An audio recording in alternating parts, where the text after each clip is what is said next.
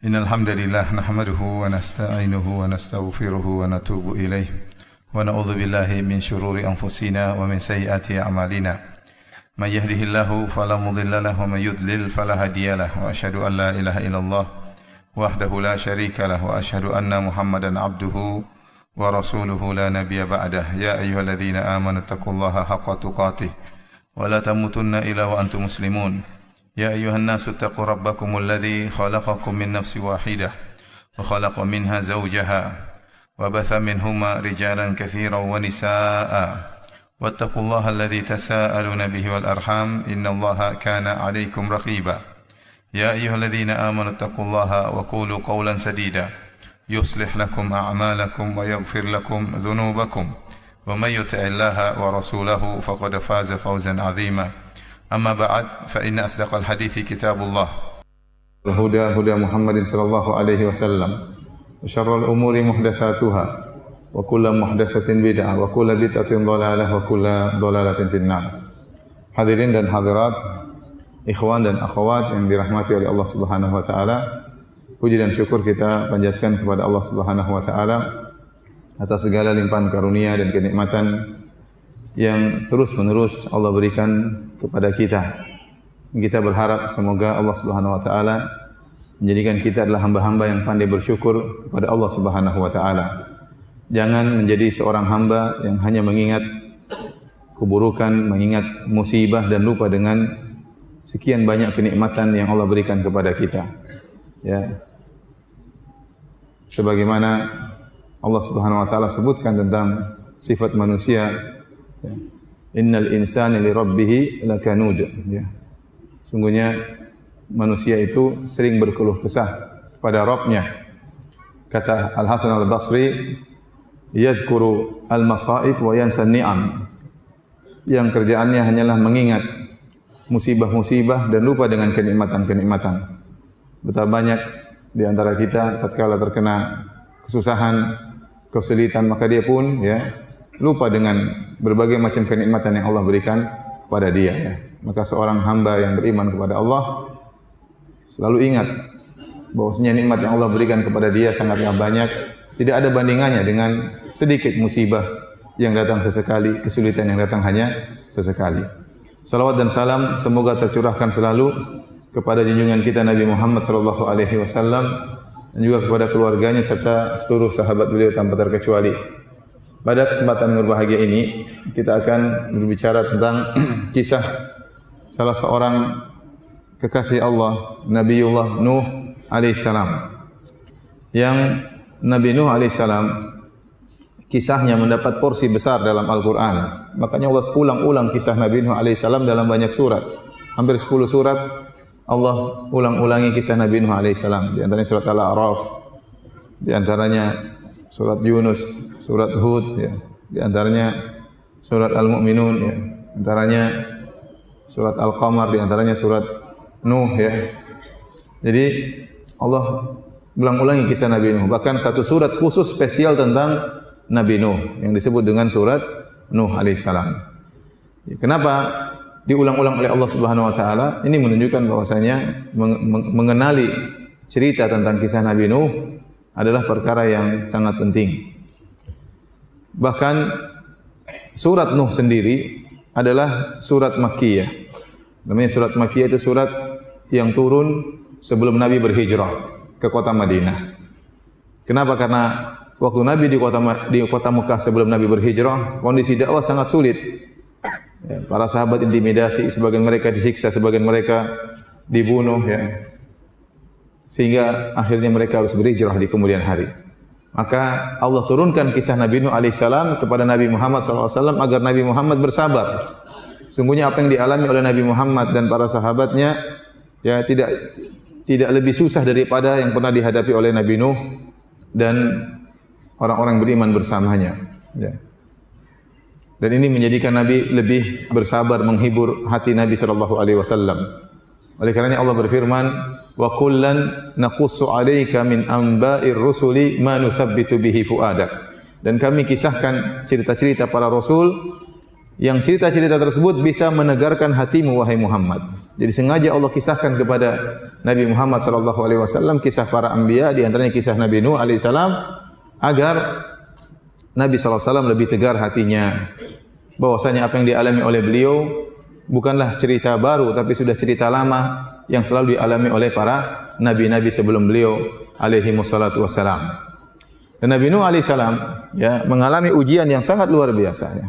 Makanya Muhammad bin Ishaq rahimahullahu taala pernah berkata, "Lam yalqa nabiyyun min qaumihi minal adza mithla ma laqiyahu Nuh alaihi salam illa nabiyyan qutil." Ya, kata dia tidak ada seorang nabi pun yang mendapati ujian dari kaumnya, gangguan dari kaumnya seperti gangguan yang dialami oleh Nabi Nuh dari kaumnya.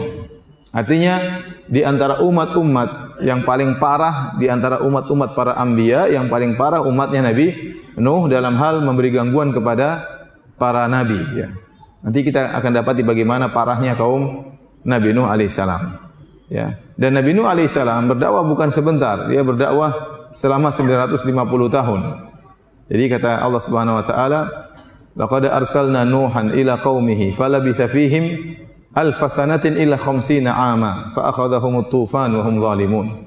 Kata Allah Subhanahu wa taala, sungguh kami telah mengutus Nuh kepada kaumnya, kemudian dia berdakwah di kaumnya selama 950 tahun.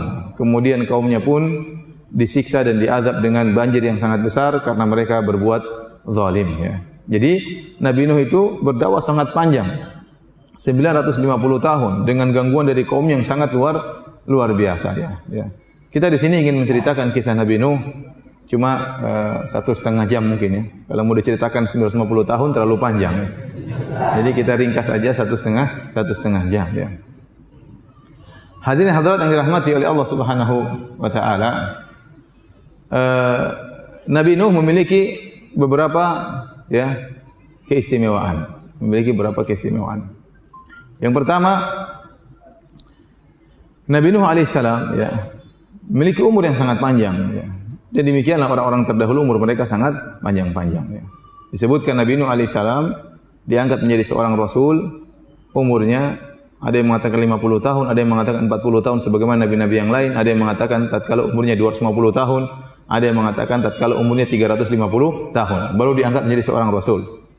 Setelah itu dia berdakwah selama berapa tahun? 950 tahun. Setelah itu terjadi banjir besar membinasakan seluruh orang-orang kafir. Setelah semuanya meninggal, maka Nabi Nuh masih hidup lagi setelah itu. Ada yang mengatakan 60 tahun, ada yang mengatakan 480 tahun. Intinya total umur Nabi Nuh berapa? Taruhlah diangkat jadi Nabi umur 50. Kita ambil yang paling ringan, yang paling rendah 50 tambah 950 kemudian tambah 60. Jadi berapa? 1060 tahun. Lumayan. Coba kalau kita ambil pendapat yang lain, jadi Nabi 350 tahun. Kemudian berdakwah 950 tahun. Jadi berapa itu? Berapa? Antum hitung juga berapa? 1300. Terus tambah 480. Berarti berapa? 1780 tahun. Luar biasa ya. Jadi umur yang sangat panjang ya. Jadi memang gennya dahulu begitu. Allah menjadikan umat-umat terdahulu umurnya panjang-panjang ya. Umurnya panjang-panjang. Sebagian orang ada dari keluarga yang gennya umurnya panjang-panjang. Berbeda dengan kita, underdealnya lain ya. Mereka memang umurnya panjang-panjang ya. Saya pernah berdakwah di Jakarta di satu gang namanya Gang Haji Daiman ya. Orang Betawi ya. Ternyata haji tersebut ya, dia dulu pernah berdakwah di situ, usianya sampai 120 tahun baru meninggal dunia. Jadi mereka keturunan orang-orang berusia panjang. Waktu saya ngisi pengajian di pengajian cucunya ya. Hadir anak-anaknya haji tersebut. Anak-anaknya umurnya 85, 87 ya. Jadi memang underdealnya apa? Begitu ya. Jadi apa namanya? Umurnya panjang-panjang. Itu 85, 87 masih bawa mobil sendiri. Masih sehat, tidak ada gula, tidak ada apa-apa ya. Bapak mereka meninggal umur berapa? 120 tahun ya. Demikian juga Syekh Abdul Razak sering cerita, ada salah seorang murid di Universitas Madinah dari Aljazair ya. Dia cerita bahwasanya keluarga mereka itu meninggal usianya panjang-panjang. Ada yang 130 tahun, ada yang 120 tahun. Akhirnya ada salah seorang dari keluarga mereka yang meninggal umur 70 tahun. Maka mereka bilang, kasihan, masih kecil sudah meninggal dunia. Jadi memang umurnya apa? Panjang-panjang. Ada orang begitu, memang umurnya panjang-panjang. Sudah Syekh Abdul Razak aja, kakeknya dulu, ya, saya masih dapati meninggal sekitar umur 100, hampir 100 tahun. Bapaknya sekarang Syekh Abdul Musin, hafizahullah ta'ala, hampir 90 tahun. Beliau masih 55-an kira-kira ya. Adapun kita, ya, biasanya 60 sekian sudah dipanggil oleh yang kuasa. Jadi memang onderdilnya berbeda. Jadi Nabi Nuh ini Allah sebutkan dakwanya sangat panjang sampai 650 tahun, sampai 950 tahun. Ini keistimewaan pertama. Keistimewaan yang kedua, Nabi Nuh alaihissalam ternyata adalah nenek moyang kita seluruhnya. Ya. Jadi nenek moyang kita yang pertama adalah Nabi Adam alaihissalam. Nabi Adam alaihissalam. Beliau adalah Abul Bashar. Kemudian nenek moyang kedua adalah Nabi Nuh alaihissalam. Ya. Tolong merapat ya, tolong merapat. Ada yang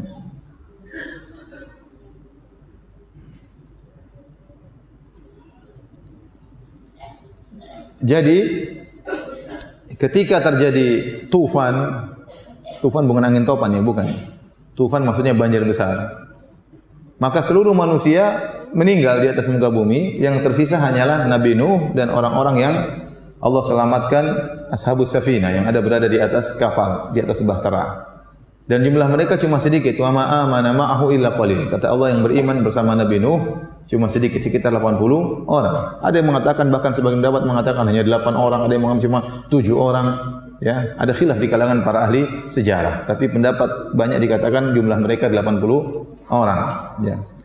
Dari orang-orang bersama Nabi Nuh, Nuh juga di atas kapal tersebut, dia bersama 3 putranya, yaitu Sam, Ham, dan Yafith. Ya. Nabi Nuh punya anak 4, Sam, Ham, Yafith, dan Yam. Yam disebut dengan Kanaan. Yam ini yang anaknya kafir yang tenggelam. Disebut oleh ahli sejarah dengan Yam, orang-orang ahlul kitab mengatakan Kanaan.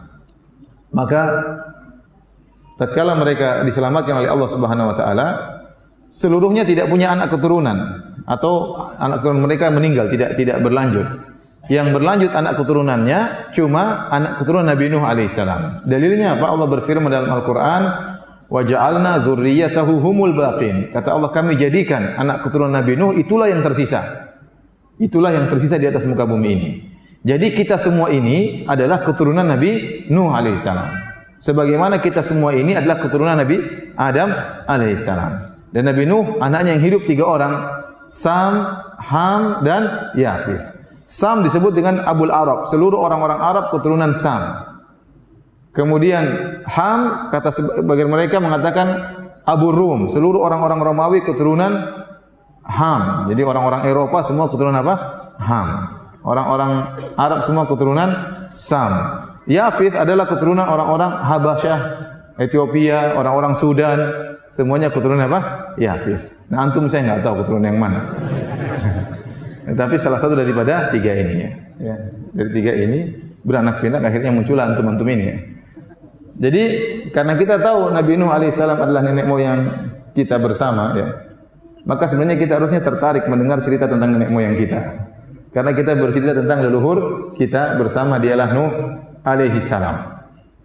Ini keistimewaan berikutnya dari Nabi Nuh. Keistimewaan yang lain dari Nabi Nuh alaihissalam ya, Allah sebutkan Nabi Nuh alaihissalam diberi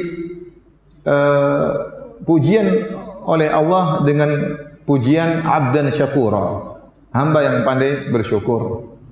Kata Allah Subhanahu wa taala, "Dzurriyyata man hamalna ma'a Nuh, innahu kana 'abdan syakura."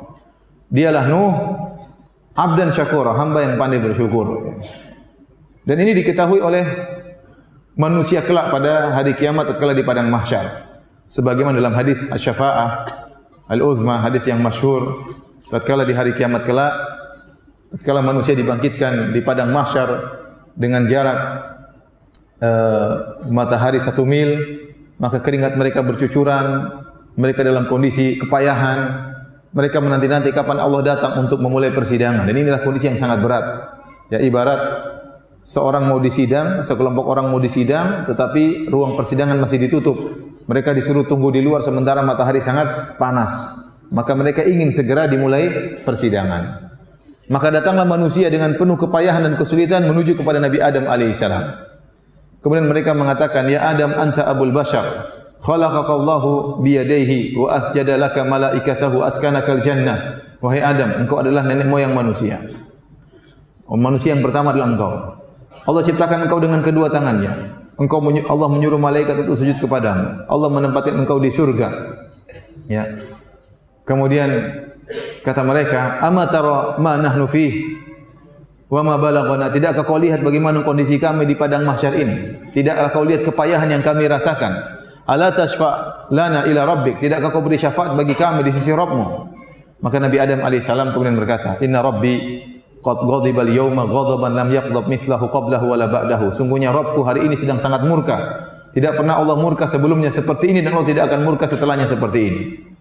Wa qad nahani 'an syajarah, dan sungguhnya ya Allah telah melarangku untuk mendekati sebuah pohon dan aku mendekati dan melanggar larangan Allah Subhanahu wa taala. Jadi Adam alaihissalam minta uzur, tidak bisa memberi syafaat karena dia pernah melakukan kesalahan. Adam berkata, "Nafsi nafsi." Jiwaku, jiwaku, diriku juga butuh syafaat, bukan kalian saja, saya juga butuh syafaat. Nabi Adam berkata, "Idhabu ila ghairi." Pergilah kepada nabi yang lain. "Idhabu ila Nuh." Kata Adam, pergilah kalian kepada Nabi Nuh. Ya. Orang-orang pun meninggalkan Nabi Adam di padang mahsyar, maka mereka berjalan menuju kepada Nabi Nuh alaihissalam.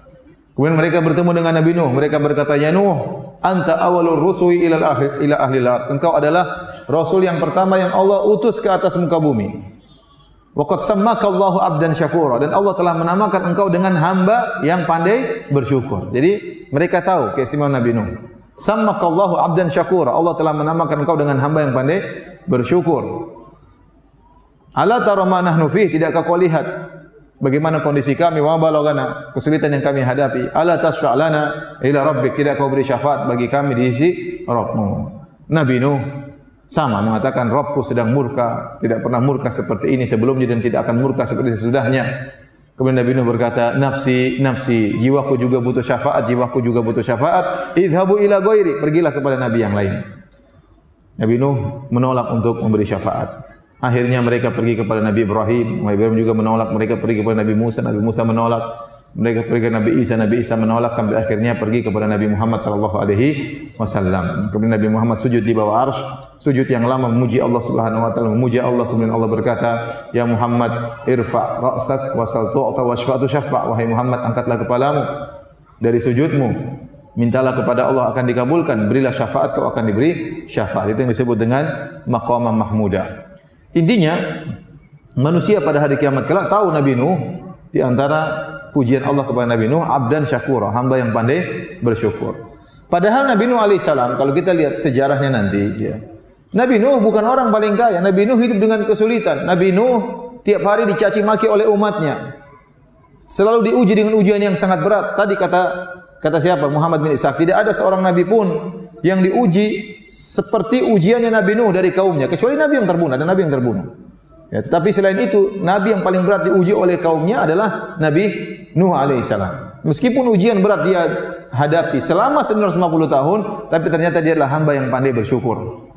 Seharusnya kalau kita kasih gelar, dia adalah hamba yang bersabar, lebih cocok. Seharusnya kalau dikasih gelar hamba yang bersabar lebih cocok, tapi ternyata Nabi Nuh mencapai tingkatan yang lebih tinggi. Dia bukan cuma pandai bersabar, bahkan dia pandai apa? Bersyukur di tengah-tengah kesulitan yang dia hadapi. Dia pandai bersyukur di tengah-tengah kesulitan dan ujian yang luar biasa yang dia hadapi. Ini di antara keistimewaan Nabi Nuh alaihissalam. Dan Nabi Nuh alaihissalam kenapa dikatakan hamba yang pandai bersyukur? Maka ada beberapa pendapat di kalangan para ulama, di antaranya Nabi Nuh alaihissalam lisannya selalu memuji Allah Subhanahu wa taala. Setiap dia dapat kenikmatan selalu dia memuji Allah, alhamdulillah. Kalau dia makan makanan dia memuji Allah. Kalau dia minum minuman dia memuji Allah. Kalau dia pakai baju dia memuji Allah Subhanahu wa taala. Maka Allah mengatakan dialah hamba syakuran, abdan syakuran, hamba yang senantiasa bersyukur. Selalu mengingat kebaikan Allah Subhanahu wa taala. Ujian berat yang dia hadapi seakan-akan terlupakan. Itulah Nabi Nuh alaihissalam, ya. Dan Allah suka dengan hamba yang seperti itu. Dalam hadis kata Nabi sallallahu alaihi wasallam, "Innallaha la yardu 'anil 'abdi idza akala al-aklata fayahmaduhu 'alaiha aw ayashraba asy-syarba fayahmaduhu 'alaiha." Allah sungguh ridho, suka kepada seorang hamba kalau dia makan makanan lantas dia memuji Allah. Kalau dia minum minuman maka dia memuji Allah. Ya, makanya di antara sunnah kalau kita setelah makan, setelah minum kita baca doa, alhamdulillahilladzi at'amani hadzal ta'am min ghairi haulin minni wala quwwah. Ya, segala puji bagi Allah yang telah mengelurahkan kepadaku makanan ini atau minuman ini tanpa ada daya upaya dariku. Atau paling tidak kita mengatakan alhamdulillahirabbil alamin, ya. Ini di antara keistimewaan Nabi Nuh. Di antara keistimewaan Nabi Nuh alaihissalam yang lain, Nabi Nuh alaihissalam adalah Rasul yang pertama yang Allah utus ke atas muka bumi. Rasul yang pertama. Jadi antara Nabi Nuh dengan Nabi Adam atau Nabi Adam dengan Nabi Nuh ada 10 kurun. Dan tidak diutus Rasul kecuali Nuh alaihissalam. Kata Ibnu Abbas radhiyallahu anhuma, kana baina Adam wa Nuhin asyratu qurun wa kanu 'alal Islam. Kata Ibnu Abbas, jarak antara Nabi Adam dengan Nabi Nuh 10 kurun dan seluruhnya di atas Islam, belum ada kesyirikan. Seluruhnya di atas Islam. 10 kurun ini maksudnya apa? Ada yang berpendapat 10 kurun maksudnya satu kurun adalah 100 tahun. Berarti kalau 10 kurun 1000 tahun, berarti jarak antara Nabi Adam dengan Nabi Nuh adalah 1000 tahun. Ini pendapat. Pendapat yang lain disebutkan juga oleh Ibnu Katsir rahimahullahu taala bahwasanya qarn bisa dimaksudkan adalah generasi. Antara Nabi Adam dengan Nabi Nuh ada 10 generasi. Dan satu generasi umurnya panjang-panjang. Lihat aja Nabi Nuh saja sampai 1000 tahun lebih. Ya. Dan tidak tahu umat-umat sebelum Nabi Nuh mungkin lebih panjang lagi umurnya. Ya. Oleh karenanya, kalau demikian makna qarn adalah generasi, berarti jarak antara Nabi Adam dan Nabi Nuh bisa ribuan tahun. Banyak. Ya. Mungkin 10.000, mungkin lebih. Kalau satu generasi saja 1000 tahun, apalagi 10 generasi. Dan selama itu belum ada Rasul yang diutus. Padahal telah terjadi kemaksiatan, padahal telah terjadi pembunuhan. Di antara maksiat yang terjadilah terbunuhnya Habil oleh Qabil. Ya. Sebagaimana Allah sebutkan dalam Al-Quran, dalam surat Al-Ma'idah. Watlu alaihim naba'a bani Adam bil haqqi id qarraba qurbanan fatuqabbala min ahadihima wa lam yutaqabbal min al-akhar qala la aqtulanna qala innama yataqabbalu Allahu minal muttaqin la in basatta ilayya yadaka litaqtulani ma ana bibasiti yadi li aqtulak. Ya. Kata Allah, bacakanlah kepada mereka tentang kisah dua bersaudara Qabil dan Habil yang mereka berdua menyerahkan korban kepada Allah Subhanahu wa taala, maka korban diterima oleh Allah dari Habil dan tidak diterima dari Qabil. Akhirnya Qabil hasad kepada Habil. Ya. Padahal mereka bersaudara kandung. Ya. Saking hasadnya dia berkata, la aqtulannak, sungguh aku benar-benar akan bunuh engkau wahai adikku. Dia ingin bunuh adiknya sendiri. Maka adiknya berkata, innama yataqabbalullahu minal muttaqin. Ya, korban itu diterima dari orang yang bertakwa. Ya. Akhirnya kata dia, la in basatta ilayya yadaka litaqtulani. Kalau kau ingin membunuhku, aku tidak akan membalas. Silakan bunuh aku. Akhirnya kakaknya bunuh dia.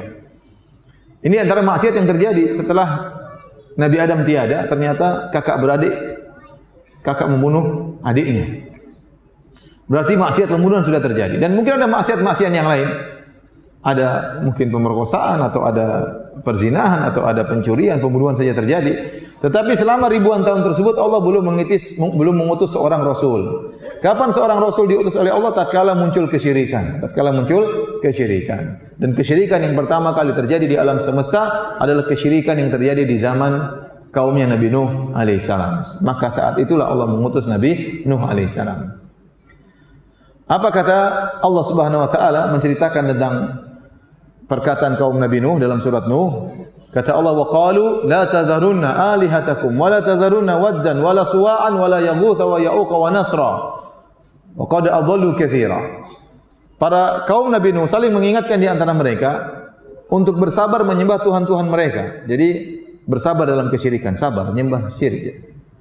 Kata mereka, jangan sekali-sekali kalian meninggalkan Wat, Suwa, Yaguth, Ya'uq, Nasr. 5 Tuhan kita ini jangan ditinggalkan. Sembah terus 5 Tuhan kita ini. Jadi mereka sering mewasiatkan. Nah, siapakah 5 orang ini? Dijelaskan oleh Ibnu Abbas radhiyallahu anhu dalam Sahih Al-Bukhari. Ya. Ibnu Abbas berkata, haula'i asma'u rijalin salihin min qaumi Nuh. Ini 5 orang inilah nama orang-orang soleh di zaman Nabi Nuh alaihissalam. Falamma matu, tatkala 5 orang soleh ini meninggal dunia, auha syaitan ila qaumihi, maka syaitan memberi wahyu, membisikkan kepada kaum Nabi Nuh, anin sabu ila majalisihim allati kanu yajlisuna fiha ansaba wa sammuha bi asma'ihim. Kata syaitan ingin menggoda manusia, menjerumuskan kepada kesyirikan, tapi syaitan melalui tahapan. Tahapan pertama disuruh bangun dulu patung-patung. Kata syaitan, bangun patung-patung di tempat biasa mereka duduk-duduk bermajelis, kemudian namakan patung-patung tersebut dengan nama-nama orang-orang soleh tersebut. Tujuannya apa? Agar termotivasi orang kalau lihat patung orang soleh tersebut semangat beribadah, ingat ketakwaan mereka, memotivasi masyarakat untuk beribadah kepada Allah. Fafa'alu walam tu'bad, maka mereka pun bangun patung-patung, mereka namakan dengan nama-nama orang soleh tersebut, namun patung-patung tersebut belum disembah. Kapan disembah? Tahapan berikutnya oleh syaitan. Falamma halaka ulaik wa nusiyal ilmu ubidat. Tatkala generasi pertama yang bangun patung-patung tadi meninggal dunia, muncul generasi-generasi berikutnya, dan generasi-generasi berikutnya tidak tahu tujuan dibangun patung ini untuk memotivasi. Datang syaitan lagi mewahyukan bahwasanya patung-patung ini disembah, dan kalau disembah akan mendatangkan maslahat-maslahat. Akhirnya disembahlah patung-patung tersebut. Demikian cara syaitan menggoda manusia. Jadi ternyata kesyirikan pertama kali terjadi di alam semesta adalah di zaman Nabi Nuh alaihissalam. Sehingga Allah pun mengutus Nabi Nuh alaihissalam. Dan ternyata sebab terjadi kesyirikan di alam semesta adalah karena mengkultuskan orang-orang soleh. Mengkultuskan orang-orang soleh, berlebih-lebihan, gulu fi salihin, berlebih-lebihan terhadap orang-orang soleh. Dan ini yang telah disebutkan oleh Ibnu Hajar rahimahullah bahwasanya sebab utama terjadi kesyirikan di alam semesta ini adalah terlalu berlebih-lebihan kepada orang soleh. Dan ini benar. Ya, kalau kita berbicara tentang berbagai macam kesyirikan di alam semesta adalah sebabnya karena bersikap mengkultuskan orang-orang soleh. Contoh kaum Nabi Nuh, siapa? Wad, Suwa, Yaguth, Ya'uq, Nasr. Ini orang soleh. Dikultuskan, akhirnya lama-lama disembah. Contoh kesyirikan terjadi di zaman Nabi Muhammad SAW. Siapa yang disembah? Di antara yang disembah adalah Lata. Dan Lata ini kata Ibnu Abbas dalam Sahih Al-Bukhari juga, kana yalitu sawiq lil hujjaj. Dia adalah orang yang soleh, yang dahulu waktu masih hidup sering membuat adonan makanan dibagi-bagikan kepada jemaah haji gratisan. Dia bagi makan kepada jemaah haji. Tatkala dia meninggal maka dibangunlah patung di atas kuburannya, akhirnya disembah. Lihat orang soleh juga. Waktu mereka masih hidup, Lata waktu masih hidup belum disembah. Wat, Suwa, Yaguth, Ya'uq, Nasr waktu masih hidup juga belum disembah. Kapan mereka disembah? Tatkala sudah meninggal dunia. Syaitan menggoda, akhirnya mewahyukan, akhirnya disembah setelah mereka meninggal dunia. Contoh lain, contohnya Nabi Isa alaihissalam. Nabi Isa alaihissalam, orang yang sangat soleh, Nabi yang sangat soleh. Waktu dia masih hidup tidak ada yang menyembah Nabi Isa alaihissalam. Tidak ada dari hawariyin, dari sahabat-sahabat Nabi Isa yang menyembah Nabi Isa alaihissalam. Kapan Nabi Isa disembah? Tatkala diangkat oleh Allah, baru kemudian disembah. Setelah dia tiada, baru disembah oleh orang-orang Nasara yang jumlah mereka sekarang miliaran. Jumlah mereka sekarang apa? Miliaran di atas kesyirikan yang disebut oleh Allah ad-dallin, orang-orang yang sesat. Kita bicara tentang Buddha Siddhartha Gautama, waktu dia masih hidup belum disembah. Tidak ada sahabat-sahabat Buddha yang menyembah Buddha, apalagi para tabi'in dari tidak ada yang menyembah Buddha. Ya. Oleh karenanya ada risalah S3 disertasi di Universitas Islam Madinah yang tulis orang Thailand, kakak kelas saya. Ya. Dia tulis tentang hakikat dari agama Buddha. Dia sebutkan waktu Buddha masih hidup berdasarkan literatur sejarah tidak ada yang menyembah Nabi Buddha, tidak ada yang menyembah Buddha. Dan Buddha tidak pernah mengaku sebagai Tuhan, dan dia tidak pernah menciptakan pohon, tidak pernah menciptakan hewan. Dia hanyalah orang bijak yang menyampaikan nasihat-nasihat yang indah. Waktu dia masih hidup tidak ada yang sembah. Tatkala dia sudah meninggal baru apa? Baru disembah. Baru disembah oleh kaumnya. Ya. Dan demikianlah kesyirikan-kesyirikan yang ada. Ya. Banyak wali-wali yang disembah, sunan-sunan disembah, didatangi, dimintai doa dan macam-macamnya, berdoa meminta kepada penghuni kubur setelah mereka meninggal dunia. Setelah mereka meninggal dunia. Oleh karena dari sini kita tahu kenapa Nabi sallallahu alaihi wasallam sangat keras dalam masalah kuburan. Karena Nabi melarang segala sarana-sarana yang bisa mengantarkan kepada pengkultusan terhadap orang soleh yang akhirnya disembah. Ya, maka Nabi SAW melarang kuburan ditinggikan, Rasulullah SAW melarang kuburan di semen. Rasulullah SAW melarang kuburan ditulisi. Rasulullah SAW melarang kuburan dikasih lampu. Rasulullah SAW melarang solat ke arah kuburan. Ini semua perkara bukan syirik.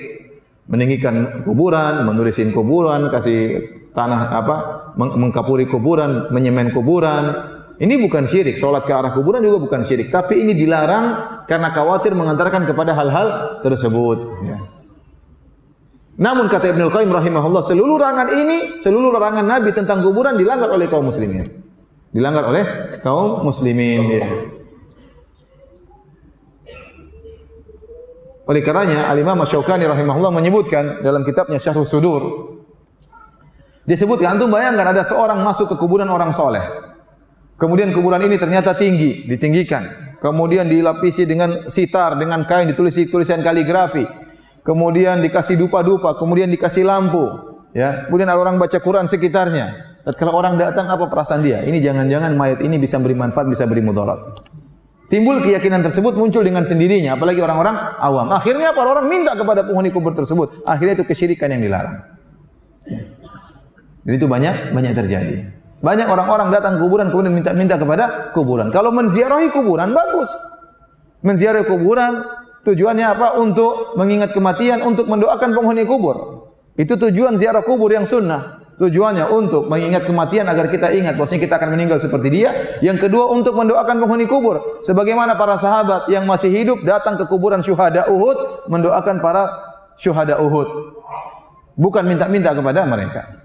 Namun ternyata syariat yang indah ziarah kuburan ini terkadang berubah. Orang-orang datang bukan mendoakan penghuni kubur, malah minta-minta kepada penghuni kubur. Terkadang, ya, apalagi terkadang sangat menyedihkan, terkadang diprovokasi oleh sebagian orang-orang dai-dai yang mengatakan malah suruh ke situ, malah suruh minta-minta ke situ, menyuruh kepada kesyirikan. Ini adalah sebab terjadinya kesyirikan di alam semesta, sikap berlebih-lebihan kepada orang-orang saleh. Ya.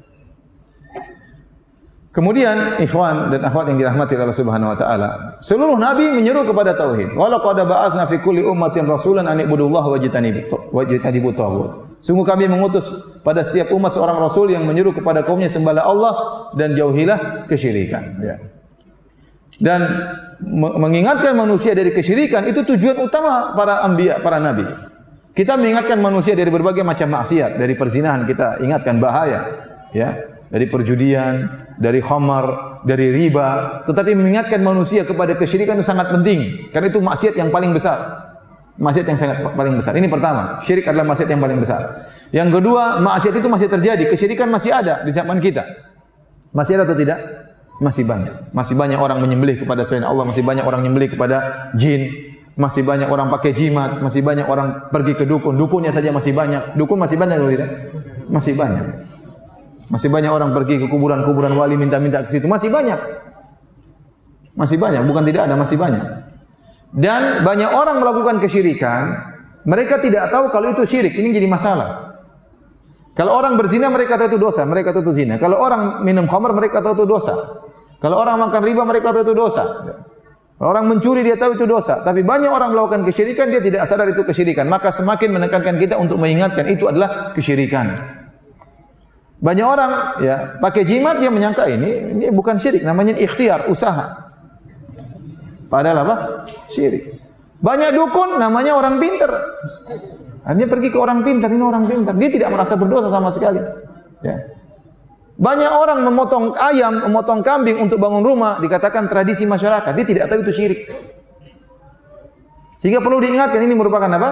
Kesyirikan. Terkadang kita melarang orang pakai jimat, sementara yang jual jimat kiai kadang-kadang. Repot. Ya. Betapa banyak orang belajar ilmu kanuragan, ternyata itu dengan jin, kerjasama dengan apa? Dengan jin. Ya. Dengan jin ya. Saya mau cerita, saya kemarin habis dakwah di suatu tempat, situ banyak orang-orang sakti. Bukan di sini. Saya pergi dakwah di sana, terkenal, saya tidak ingin sebut nama kota tersebut. Intinya saya dari sana, kemudian saya pulang diantar oleh salah seorang ustaz sunnah juga, semobil, dari berjam-jam kita berjalan bareng. Dia cerita, ustaz saya ini berasal dari keluarga sakti-sakti.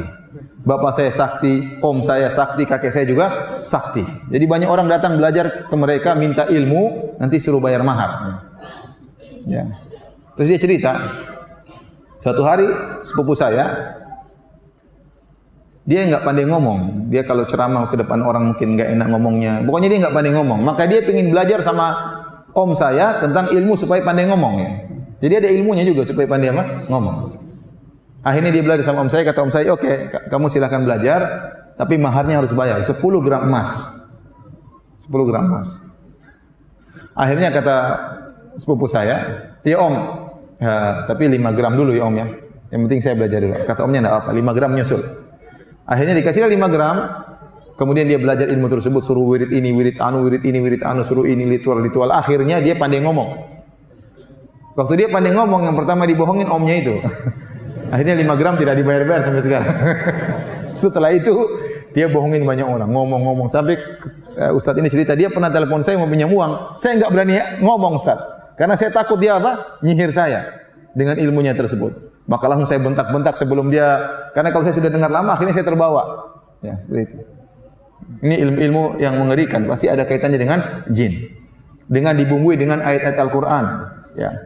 Betapa banyak orang wirid-wirid dengan ayat Al-Quran, ternyata disalahgunakan. Ya. Contoh, saya pernah meruqyah seorang ustaz. Ya. Alhamdulillah sekarang dia sudah berdakwah di mana-mana. Dia minta untuk diruqyah. Saya bilang ada apa? Dia minta diruqyah. Saya baca Al-Quran, dia kepanasan. Saya tanya, kenapa kamu bisa begini? Saya dulu waktu masih di Indonesia, saya dulu sering baca surat Yusuf dengan harapan cewek-cewek muda tergoda dengan saya. Supaya tampannya Nabi Yusuf kecipratan ke dia ya. Ini salah, padahal surat Yusuf alaihissalam adalah untuk mengingatkan tentang bahaya fitnah wanita. Iya atau tidak? Nabi Yusuf digoda oleh wanita dan Nabi Yusuf bisa selamat. Ini malah digunakan untuk bisa gayat apa? Cewek. Akhirnya kemasukan jin. Bayangkan gara-gara baca Quran kemasukan apa? Jin. Kenapa waktu dia baca Quran niatnya bukan untuk mencari hidayah, ya, tapi untuk niat yang salah, niat duniawi. Akhirnya jin masuk ke dalam tubuhnya. Saya juga pernah meruqyah orang, dia kemasukan jin, waktu di Pondok Jamilur Rahman di Jogja dengan Ustaz Abu Sa'ad rahimahullahu taala. Orang itu kenapa kemasukan jin? Setelah dia sadar, dia tanya, dia baru kemasukan jin karena baca ayat kursi kalau enggak salah 7.000 kali. Ayat kursi yang harusnya mengusir setan malah buat dia kemasukan apa? Setan. Ini kenyataan mengerikan ya. Oleh karenanya ya seperti ini. Ayat Al-Qur'an disalahgunakan. Ada orang bilang, "Ustaz, kalau mau hilang ada yang bisa dibaca wirid berapa ribu kali." Apa bacaannya? Wal yatalattaf, wal yatalattaf. Itu adalah ayat paling tengah dalam Al-Qur'an. Kalau dalam Al-Qur'an lama warna merah kan? Wal yatalattaf. Nanti bisa hilang. Masa? Kalau ente sudah bisa hilang, ente mau apa? Emang enak kalau bisa menghilang? Sudah menghilang terus isi cari, "Mas, di mana?" Cari aja sendiri di mana. Anak-anak cari, "Abi di mana?" Menghilang. Akhirnya apa? Orang kalau sudah bisa menghilang, itu tujuan macam-macam. Pengen ngintip orang lah, pengen ngambil barang orang lah. Seperti itu, dikasih jalan oleh setan. Paham? Karena niat dia memang sudah salah. Al-Quran dijadikan untuk gitu-gitu. Dan ini kejadian. Ya. Tadi seperti itu, untuk bisa ngomong, pakai wirid-wirid. Tapi sudah niatnya keliru. Niatnya keliru. Ya. Sama, ada Ustadz ini punya kakak. Ustadz sunnah juga. Dia mondok di salah satu pondok sunnah di Jawa. Dan beberapa preman-preman datang ke situ mengancam-ngancam. Akhirnya dia jengkel, dia pulang ke kotanya, dia ambil keris atau pedang atau pisau dari kakeknya. Kakeknya kan sakti. Dia bawa pisau tersebut, dia bawa ke pondok. Akhirnya pada waktu malam ada preman-preman terus datang mengganggu dia, dan preman tersebut dari kota yang sama. Dari kota dia. Maka dia jengkel, dia keluarkan, "Nih, pedang kakek saya, siapa yang berani maju? Saya ambil dari kampung." Oh, mereka takut. Karena sesama yang punya ilmu begitu biasanya tahu, "Oh, ini jinnya gede nih." Ini sakti gitu. Ini sakti. Kalau yang enggak punya ilmu enggak tahu sakti enggak sakti. Ya, karena mereka pakai ilmu, dia juga punya pisau yang sakti, akhirnya mereka ketakutan. Akhirnya mereka pergi. Rupanya kakaknya ini lupa mengembalikan pisaunya ke kakeknya. Setelah lama kakeknya mulai kesakitan di sana di kampung. Mulai bengkak-bengkak, mulai apa. Katanya, "Mana itu pisau saya? Tidak dikasih makan, tidak diwiritin." Ya. Subhanallah. Begitu seperti itu. Jadi maksud saya banyak hal-hal yang merupakan kesyirikan yang orang tidak sadar kalau itu apa? Syirik. Beda dengan maksiat. Ini menekankan kita agar berusaha untuk menjelaskan kepada masyarakat tentang kesyirikan. Risikonya memang dibenci masyarakat sebagian orang, tapi banyak orang dapat hidayah. Tidak usah peduli, ya. Tidak usah peduli. Sekarang betapa banyak kuburan disembah. Jangankan kuburan orang soleh, terkadang kuburan orang enggak beres pun disembah. Orang enggak beres itu juga disembah. Menyedihkan. Menyedihkan. Taib. Hadirin dan hadirat yang dirahmati oleh Allah Subhanahu wa taala. Maka tatkala terjadi kesyirikan, Allah pun mengutus Nabi Nuh alaihissalam untuk melarang kesyirikan tersebut. Bagaimana tentang cerita dakwah Nabi Nuh alaihissalam kepada kaumnya dan apa saja godaan-godaan, ujian-ujian yang dihadapi oleh Nabi Nuh alaihissalam. Sebelum kita menyebut tentang kisah tersebut, saya ingin menyampaikan ya, salah satu kisah yang diingkari oleh orang-orang liberal adalah kisah Nabi Nuh alaihissalam.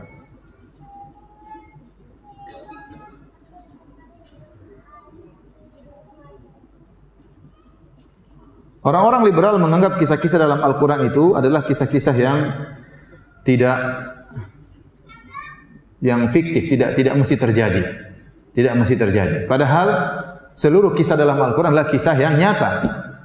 Makanya Allah suruh ceritakan kisah-kisah tersebut. Kata Allah, "Faqususil qasasa la'allahum yatafakkarun." Ceritakanlah kisah-kisah, semoga mereka berpikir, mengambil pelajaran. Allah berfirman juga, ya,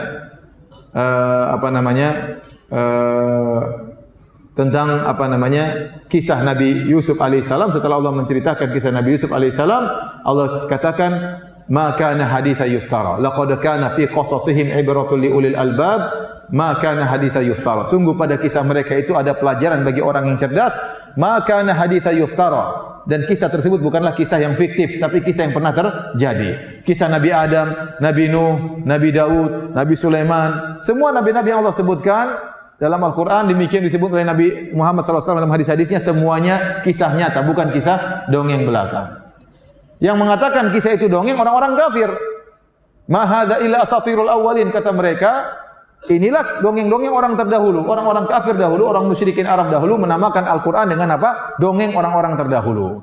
Ternyata perkataan orang musyrikin ini diulangi lagi oleh orang liberal zaman sekarang.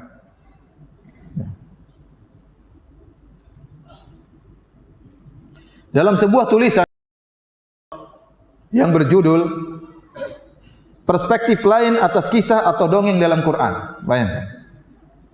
Judulnya "Perspektif Lain atau Kisah atau Dongeng dalam Al-Quran".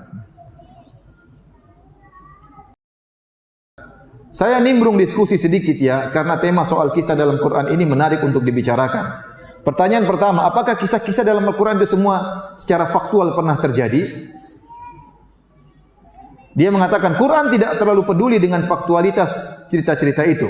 Yang penting adalah moral atau pesan yang hendak dihantarkan melalui kisah tersebut. Dia berkata lagi, menurut saya penggambaran tentang Tuhan dalam Quran itu jujur saja ya, harus diakui masih dipengaruhi perspektif agama Yahudi.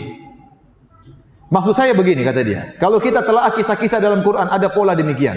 Nuh, Nabi datang, berdakwah, lalu masyarakat menolak, bahkan memusuhi. Ujung ceritanya Tuhan marah, mengirim azab. Azab yang buat saya paling mengerikan adalah banjir Nuh, di antara yang dia ingkari kisah Nabi Nuh alaihissalam. Azab ini secara nurani dan akal sehat sangat mengganggu. Jadi kisah Nabi Nuh tidak sesuai, menurut dia tidak sesuai dengan akal sehat. Menyelisih nurani dia. Kita bilang akal dia yang sakit, nurani dia yang enggak beres, paham? Ini dia bilang beraninya. Apakah benar hanya karena masyarakat menolak dakwah Nabi Nuh, Tuhan marah besar dan mengirim banjir yang melanda seluruh bumi? Dia tidak tahu ini masyarakat kurang ajar, 950 tahun mengejek Nabi.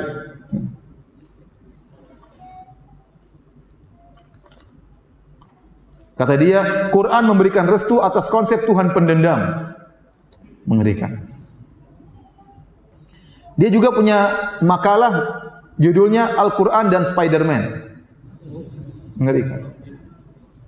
Dia membandingkan antara cerita dalam Al-Quran, dongeng Spider-Man dan film-film Hollywood lainnya dengan kisah dalam Al-Quran. Jadi menurut logika tokoh liberal ini, ya, bahwasanya kisah-kisah dalam Al-Quran itu enggak nyata. Allah hanya ingin menyampaikan pesan moral dalam kisah-kisah tersebut. Contoh ibarat seperti seorang ibu ingin mengajarkan kecerdikan atau kecerdasan kepada anaknya. Sebelum tidur, ibu tersebut cerita tentang kisah kancil dan buaya. Yang kisah tersebut tidak pernah terjadi, tetapi ada pesan yang ingin disampaikan. Paham? Paham tidak? Seperti mungkin ada kisah tentang misalnya sang puri yang dirubah jadi apa? Batu. Mungkin tidak pernah terjadi, tapi ada kisah agar orang-orang tidak durhaka kepada ibunya. Ya, seperti itu. Namun kisah ini tidak terjadi. Kenapa? Menurut ulil absar, secara akal sehat dia, akal sakit dia, ya, bahwasanya cerita Nabi Nuh tidak masuk akal, kata dia. Sebenarnya kenapa dia menolak kisah-kisah ini? Karena kisah-kisah para nabi bertentangan dengan pemahaman liberal. Orang-orang liberal mengatakan masalah agama tidak boleh kita intervensi. Ini adalah hak yang paling privasi. Tidak boleh ente mengajarkan agama ente kepada orang lain. Menurut mereka semua agama masuk apa? Surga. Semua agama masuk surga. Sementara nabi-nabi tidak. Nabi-nabi menegur kaumnya yang melakukan kesyirikan. Didakwahi terus sampai 950 tahun. Kalau menurut versi pandangan orang liberal, Nabi Nuh kok maksa-maksa sih? Paham? Maka cerita-cerita para nabi tersebut tidak sesuai dengan konsep liberal, menghancurkan konsep liberal dari akarnya. Maka supaya bisa menolak ini semua, dia buat sebuah cara pandang bahwasanya kisah-kisah ini hanyalah apa? Fiktif. Ini berarti menuduh Allah berbohong dong. Allah waktu sampaikan kisah-kisah ini, Allah sampaikan ini dongeng atau asli? Asli. Sementara nyata, sementara ulil absar mengatakan ini dongeng. Secara tidak langsung dia menuduh Allah adalah berdusta. Dan perkataan dia persis seperti perkataan orang-orang musyrikin Arab, asatirul awwalin. Al-Quran hanyalah dongeng-dongeng orang terdahulu. Ini mengerikan, ini kekufuran. Ya, saya tidak bosan-bosan mengingatkan hal ini karena liberal sekarang mungkin lagi redup, suatu saat akan muncul lagi. Selalu begitu. Ya, mungkin pakai baju yang baru. Namanya bukan Islam liberal lagi, mungkin pakai baju yang baru. Sekarang banyak di antara mereka memakai baju Islam Nusantara. Ya. Tidak semua liberal, tapi sebagian orang liberal memakai baju Islam Nusantara. Padahal pemikirannya tetap apa? Liberal. Memanfaatkan suatu nama untuk menggolkan kembali pemikiran liberal yang mulai redup. Ya. Dan mereka ini dai-dai yang rusak. Ya. Hati-hati. Taib. Hadirin dan hadirat yang dirahmati oleh Allah Subhanahu Wa Taala. Kita ceritakan tentang kisah Nabi Nuh alaihissalam. Allah menyebut kisah Nabi Nuh dalam banyak surat, di antaranya dalam surat Al-A'raf. Kata Allah Subhanahu wa taala, laqad arsalna Nuhan ila qaumihi wa qala ya qaumi ibudullaha ma lakum min ilahin ghairuh inni akhafu alaikum adzab yaumin adzim. Sungguh kami telah mengutus Nuh kepada kaumnya. Kemudian dia berkata, ya kaumku, ubudullaha ma lakum min ilahin ghairuh. Sembahlah Allah semata dan tidak ada sembahan selain Allah. Inni akhafu alaikum adzab yaumin azim. Aku khawatir adab yang pedih akan menimpa kalian. Qala al-mala'u min qaumihi inna lanaraka fi dhalalin mubin. Maka berkatalah para pembesar-pembesar dari kaumnya Nabi Nuh, orang-orang kayanya, pejabat-pejabat tinggi, orang-orang sombong, mereka berkata, wahai Nuh, inna lanaraka fi dhalalin mubin. Sungguh-sungguh menurut kami engkau dalam kesesatan. Bukan cuma kesesatan titik, kesesatan yang nyata. Jadi mereka ini kurang ajar. Mereka justru mengatakan Nabi Nuh berada dalam kesesatan yang nyata. Namun Nabi Nuh seorang nabi yang bersabar. Dia membalas hujatan tersebut dengan perkataan yang baik. Jadi Nabi Nuh, mereka bilang, Nuh ente yang sesat. Sesatnya sesat yang parah. Nabi Nuh tidak berkata, ente yang sesat bukan saya, tidak. Tapi Nabi Nuh membantah tuduhan tersebut. Nabi Nuh berkata, ya qaumi laisa bi dhalalatun walakinni rasulun min rabbil alamin uballighukum risalati rabbi wa ansahu lakum wa a'lamu minallahi ma la ta'lamun. Wahai kaumku, tidak ada kesesatan sama sekali pada diriku. Akan tapi aku adalah utusan dari Rabbul Alamin. Allah mengutusku untuk mendakwai kalian. Uballighukum risalata rabbi, aku sampaikan kepada kalian pesan-pesan surat dari Allah Subhanahu wa taala kepada kalian. Wa ansahu lakum, dan aku ingin nasihat bagi kalian. Aku ingin kebaikan bagi kalian. Ya. Jadi yang menolak dakwah Nabi Nuh adalah para pembesar-pembesar di kaumnya. Oleh karenanya kebanyakan pengikut dari para anbiya adalah orang-orang miskin, orang-orang pembesar-pembesar orang kaya, orang-orang para pejabat, kesombongan mereka menghalangi mereka untuk menolak kebenaran. Ya. Kita lanjutkan, silakan yang punya Al-Quran, bawa Al-Quran, silakan buka surat Hud, surat 11 ayat 25. Ayat 25. Allah berfirman tentang kisah Nabi Nuh. Walaqad arsalna Nuhan ila qaumihi inni lakum nadhirum mubin. Sungguh kami telah mengutus Nuh kepada kaumnya dan dia berkata, aku adalah pemberi peringatan kepada kalian. Faqala al-mala'u alladhina kafaru min qaumihi ma naraka illa basyaran mithlana. Maka para pembesar-pembesar dari kaum Nabi Nuh yang mereka adalah kafir, mereka berkata, ma naraka illa basyaran mithlana. Wahai Nuh, menurut kami kamu hanyalah manusia biasa. Ya. Jadi mereka tidak mau beriman kepada Nabi Nuh, mereka menyebutkan banyak alasan. Di antara alasan mereka, Nuh, kau hanyalah seorang manusia, kami ingin ada malaikat bersamamu. Walau syaa rabbuna la anzala malaikatan. Kalau Allah berkehendak, kata mereka, Allah akan kirim malaikat menemani engkau. Dan ini sama yang diucapkan oleh orang-orang musyrikin kepada Nabi Muhammad sallallahu alaihi wasallam. Ma li hadzal rasuli ya'kulu at-ta'ama wa yamshi fil aswaq laula unzila ilaihi malak fayakuna ma'ahu rasula fayakuna ma'ahu nadhira. Ya, ini rasul macam apa Muhammad ini, jalan di pasar makan makanan. Kenapa tidak diutus malaikat bersamanya memberi peringatan bersama dia? Jadi mereka mempunyai syarat, kalau kami mau beriman kepada engkau wahai Nuh, datangkan malaikat. Kami tidak mau rasul utusan dari manusia, harus spesial, utusan berupa malaikat. Kemudian kata mereka, wa ma naraka taba'aka illa alladziina hum aradhiluna badiyar ra'yi. Dan kami melihat engkau, yang ikut kamu hanyalah orang-orang yang rendahan, orang-orang miskin. Badiyar ra'yi, dia hanya terima tanpa pikir panjang. Kalau kami tidak, itu orang-orang bodoh saja yang ikut kamu itu. Orang-orang bodoh, orang miskin, begitu kau ceramain langsung beriman, tidak pikir panjang. Kalau kami tidak, kami ini mikir dulu apa perkataanmu, kami cerna dulu dan kami tahu kamu salah.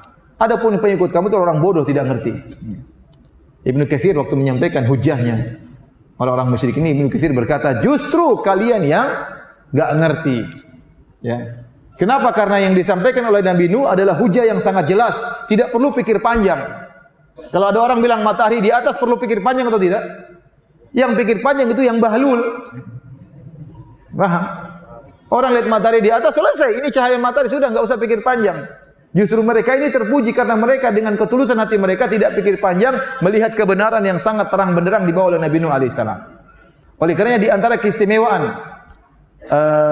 Abu Bakar radhiyallahu anhu, sebagian dalam datang sebagian riwayat, ya, kata Nabi SAW, tidaklah aku mendakwai seorang illa kanat lahu kabwa illa Abu Bakar.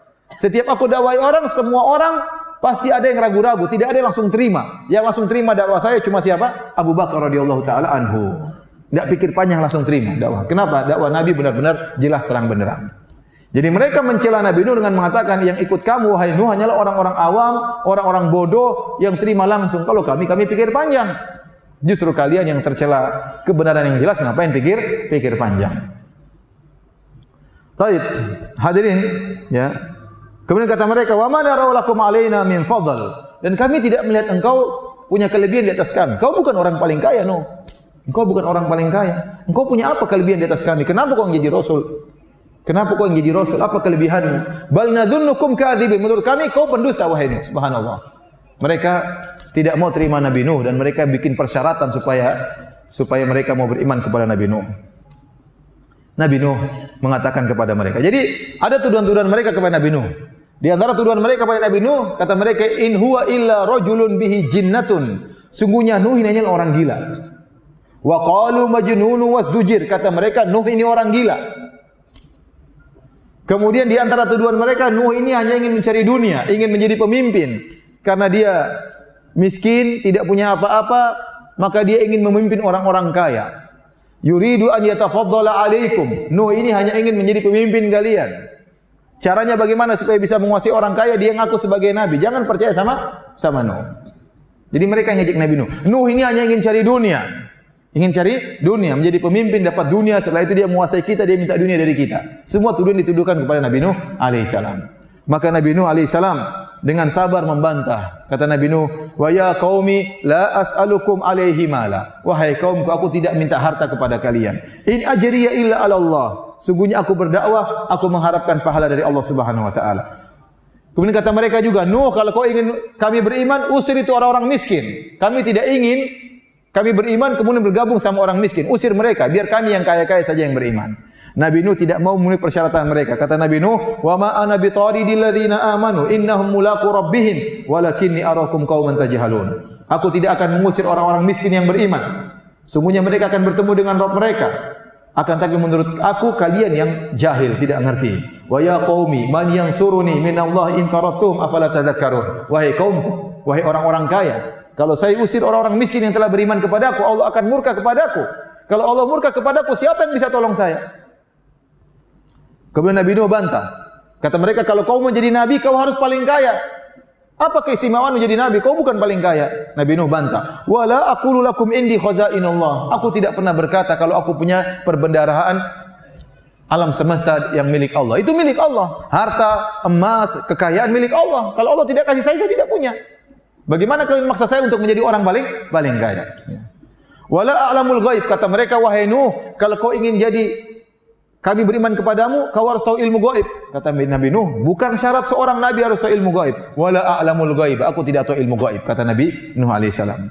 Wala aqulu inni malak, kata kalian kalau menjadi rasul harus malaikat. Kata Nabi Nuh, wala aqulu inni malak, aku bukanlah malaikat, aku hanyalah manusia biasa. Dan seterusnya. Akhirnya Nabi Nuh bantah hujah-hujah mereka. Jadi mereka ini memberi persyaratan untuk beriman kepada Nabi Nuh hanya sekedar untuk debat kusir. Mereka tidak beriman. Sama seperti terjadi para nabi-nabi yang lainnya. Coba kita lihat Nabi Saleh. Nabi Saleh waktu berdakwah lama, akhirnya umatnya marah. Ya Saleh, ente dakwah-dakwah terus. Sudahlah, kalau ente mau kami beriman, itu ada batu besar, keluarkan onta dari batu tersebut. Ontanya harus ukurannya sekian, warnanya begini, bunting, sudah punya anak sebentar lagi lahir. Mustahil ada onta keluar dari batu ya. Ada tumbuh dari batu saja kita aneh, apalagi ada onta keluar dari batu langsung sudah gede langsung. Tidak pakai dari kecil besar, langsung gede langsung sudah punya anak. Suaminya siapa itu onta? Tahu-tahu muncul sudah. Jadi mereka membuat persyaratan yang mustahil. Onta keluar dari batu, tahu-tahu sudah bunting, ada anaknya. Nabi Saleh bilang, kalau bisa keluar onta kalian beriman. Kata mereka, iya kami beriman. Maka Nabi Saleh berdoa, ya Allah keluarkan onta dari situ. Keluar onta, cereng, kaget mereka. Waktu onta keluar mereka tetap tidak beriman. Dia tidak beriman. Nabi Musa alaihissalam kata Fir'aun, kalau kau memang nabi, duel sama para penyihir. Akhirnya terjadi duel. Nabi Musa yang menang. Apa kata Fir'aun? Engkau adalah pemimpin para penyihir. Engkau memang penyihir hebat wahai Musa. Sudah selesai. Ya. Inna hadza lakabirukumul ladzi 'allamakumus sihr. Ini Musa adalah pemimpin para penyihir. Bahkan kalian itu muridnya Musa. Bayangkan, sudah selesai. Meskipun sudah dikasih mukjizat tidak akan beriman. Sama orang-orang kafir Quraisy juga minta mukjizat kepada Muhammad sallallahu alaihi wasallam. Allah sebutkan, kami ingin kau keluarkan kebun-kebun, ingin ada sungai-sungai mengalir, kami ingin kau bisa naik ke langit, kau turunkan buku dari langit. Mereka persyaratkan. Apa kata Allah Subhanahu wa taala? Walau fatahna alaihim baban minas sama'i la dhallu fihi ya'rujun laqalu inna ma sukkirat absaruna bal nahnu qaumun mashhurun. Kata Allah, kalau kami bukakan pintu-pintu langit, kemudian mereka naik di atas langit, mereka tetap mengingkari, kata mereka, sungguhnya kami sedang tersihir, mata kami tertutup. Jadi percuma.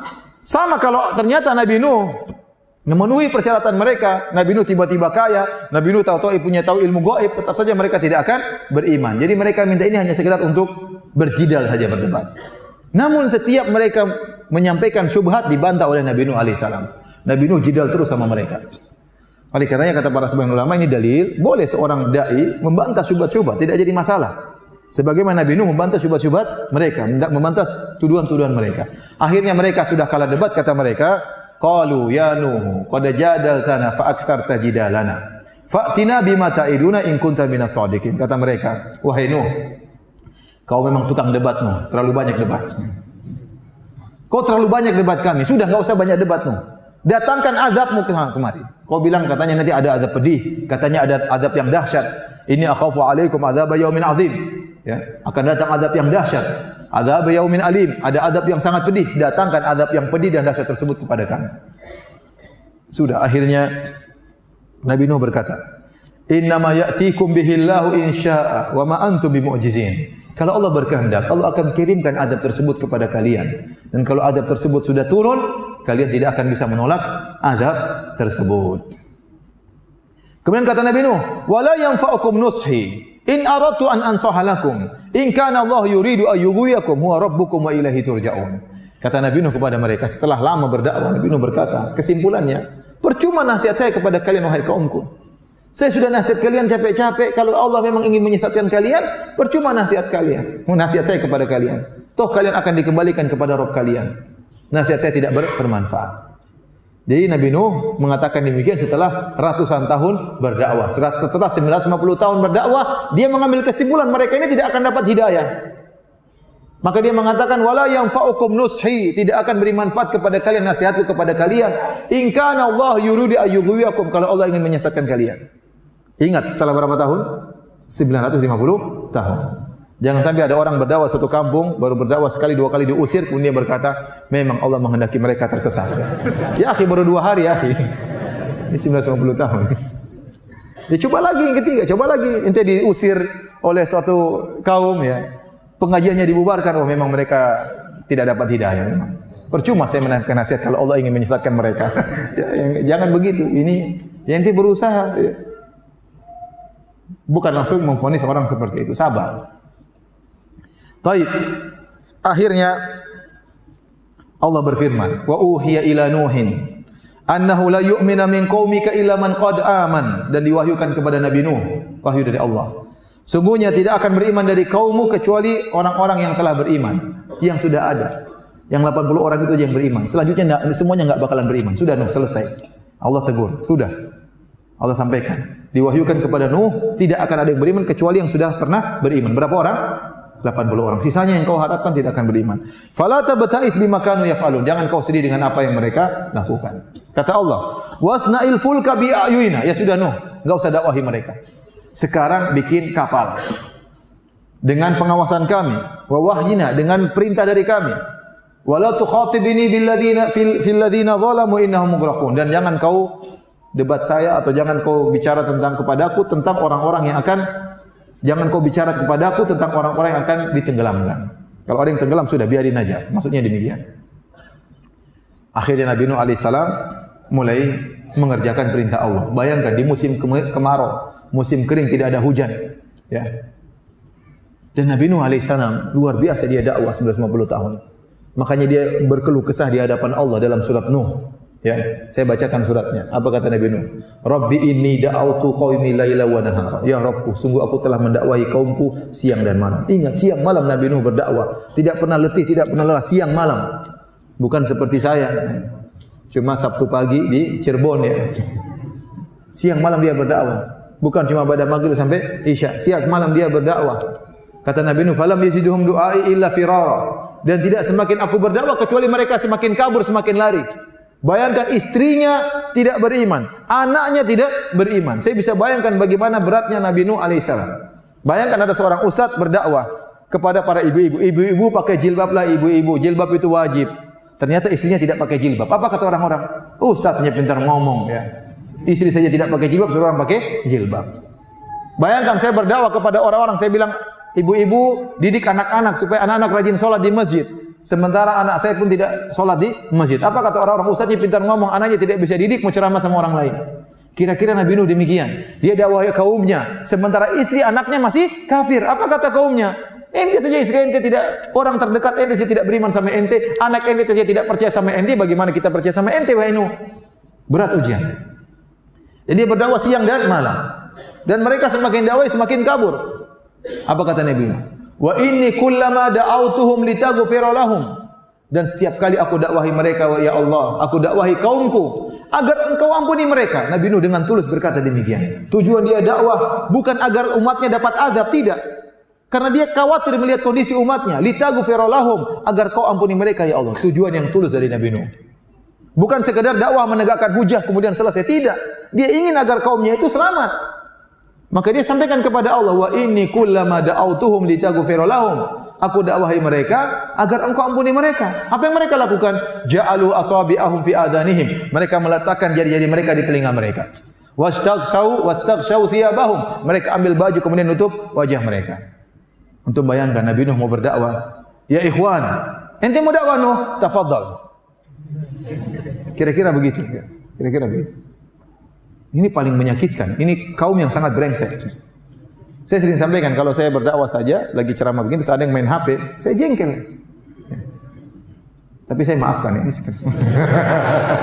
Ini curhat ya.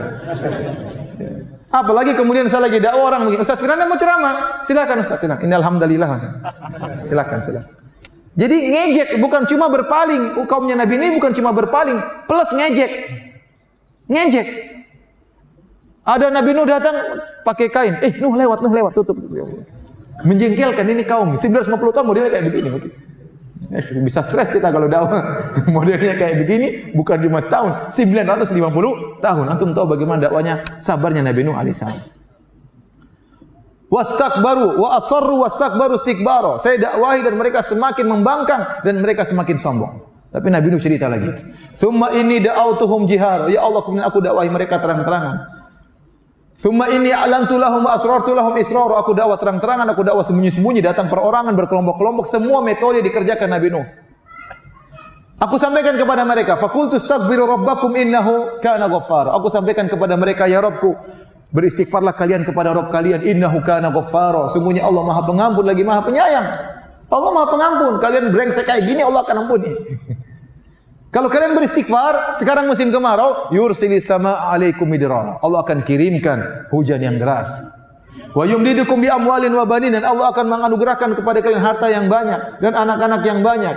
Wa yaj'al lakum jannatin wa yaj'al lakum anhara. Allah akan tumbuhkan taman-taman yang indah dan Allah akan alirkan sungai-sungai yang indah. Karena kampung mereka waktu itu gersang.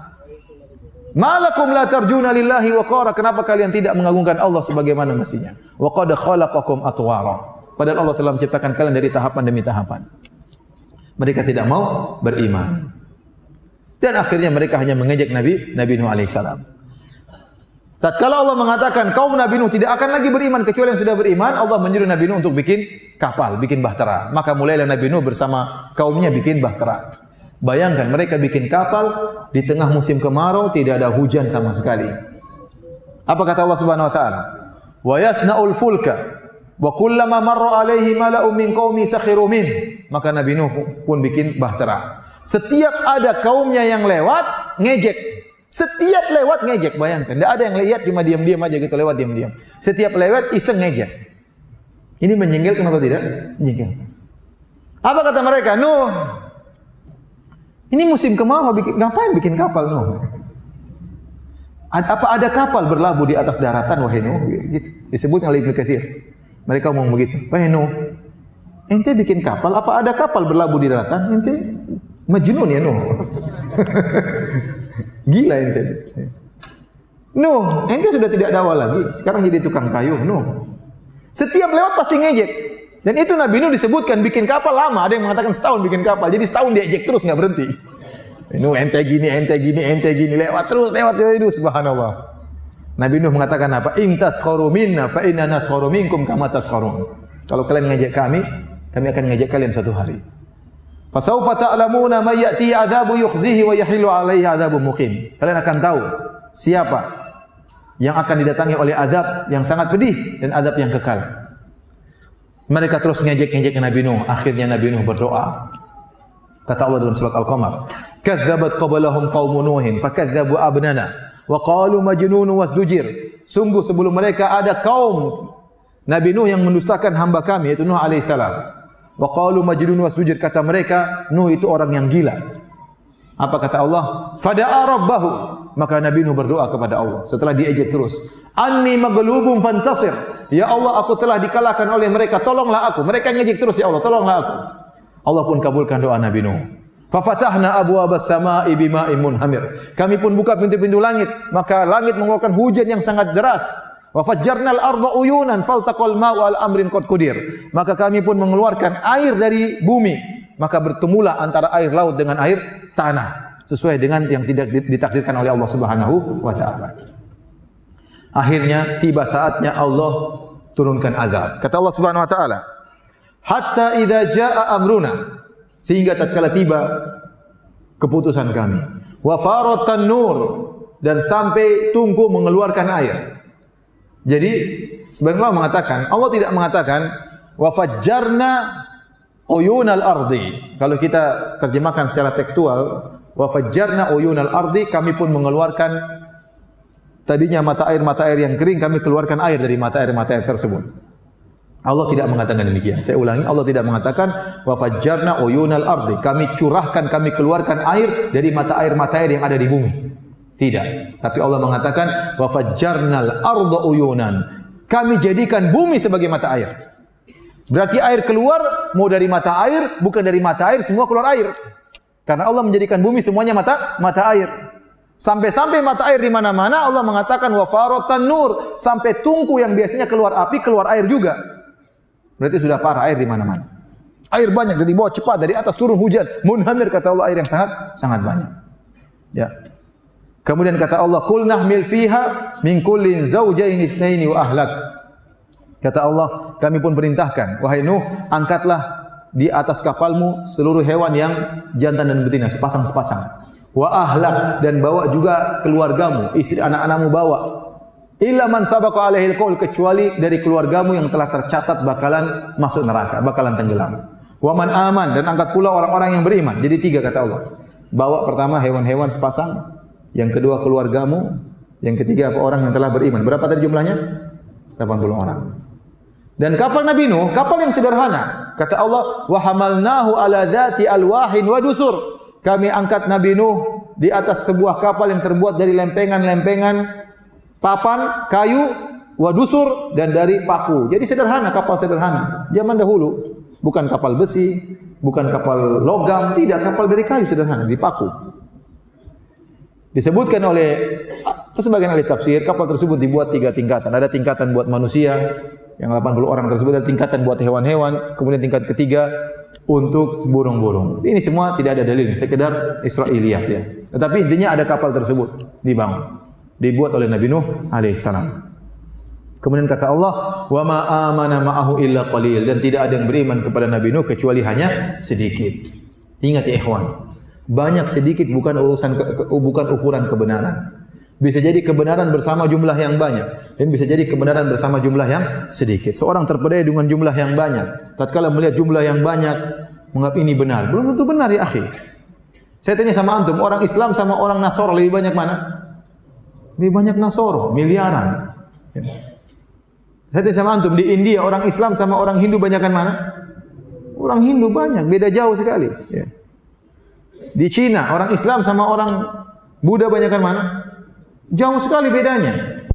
Ya. Tapi mereka semua musyrikin. Ada yang menyembah nabi, ada yang menyembah sapi, ada yang menyembah jin, ada yang menyembah manusia, musyrikin. Berarti ukuran banyak bukan ukuran kebenaran. Bukan berarti juga antum sedikit antum merasa benar, tidak ya. Bisa jadi kebenaran bersama jumlah yang banyak, bisa jadi kebenaran bersama jumlah yang sedikit. Maka bukan ukuran. Bukan ukuran. Ada ustaz ceramah kemudian pengikutnya banyak, belum tentu ustaz itu benar. Sebagaimana pula ustaz pengikutnya sedikit juga belum tentu benar. Jadi kebenaran diukur dengan Al-Qur'an dan Sunnah. Al-Qur'an dan Sunnah. Ya. Saya diceritain sama kakak kelas, dulu di Masjid Nabawi ada seorang syekh, dia ceramah di Masjid Nabawi. Dikasih kursi dia ceramah, tidak ada yang hadir.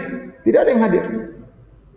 Petugas perekam datang dulu, perekam sekarang sudah canggih, tidak perlu pakai tape. Dulu pakai tape. Colok kemudian pakai cap direkam, dia ceramah direkam. Petugas perekamnya ada, yang hadir enggak ada. Begitu berlalu berhari-hari, tidak ada yang hadir. Namun apakah syekh ini kemudian dikatakan dia sesat atau menyimpang? Enggak. Buktinya dia meninggal di saf pertama di Masjid Nabawi, lagi sholat. Ini bukan ukuran kebenaran, berarti seorang, ini nasihat kepada saya pribadi, kepada para dai-dai yang menyuruh kepada sunnah, bersabar.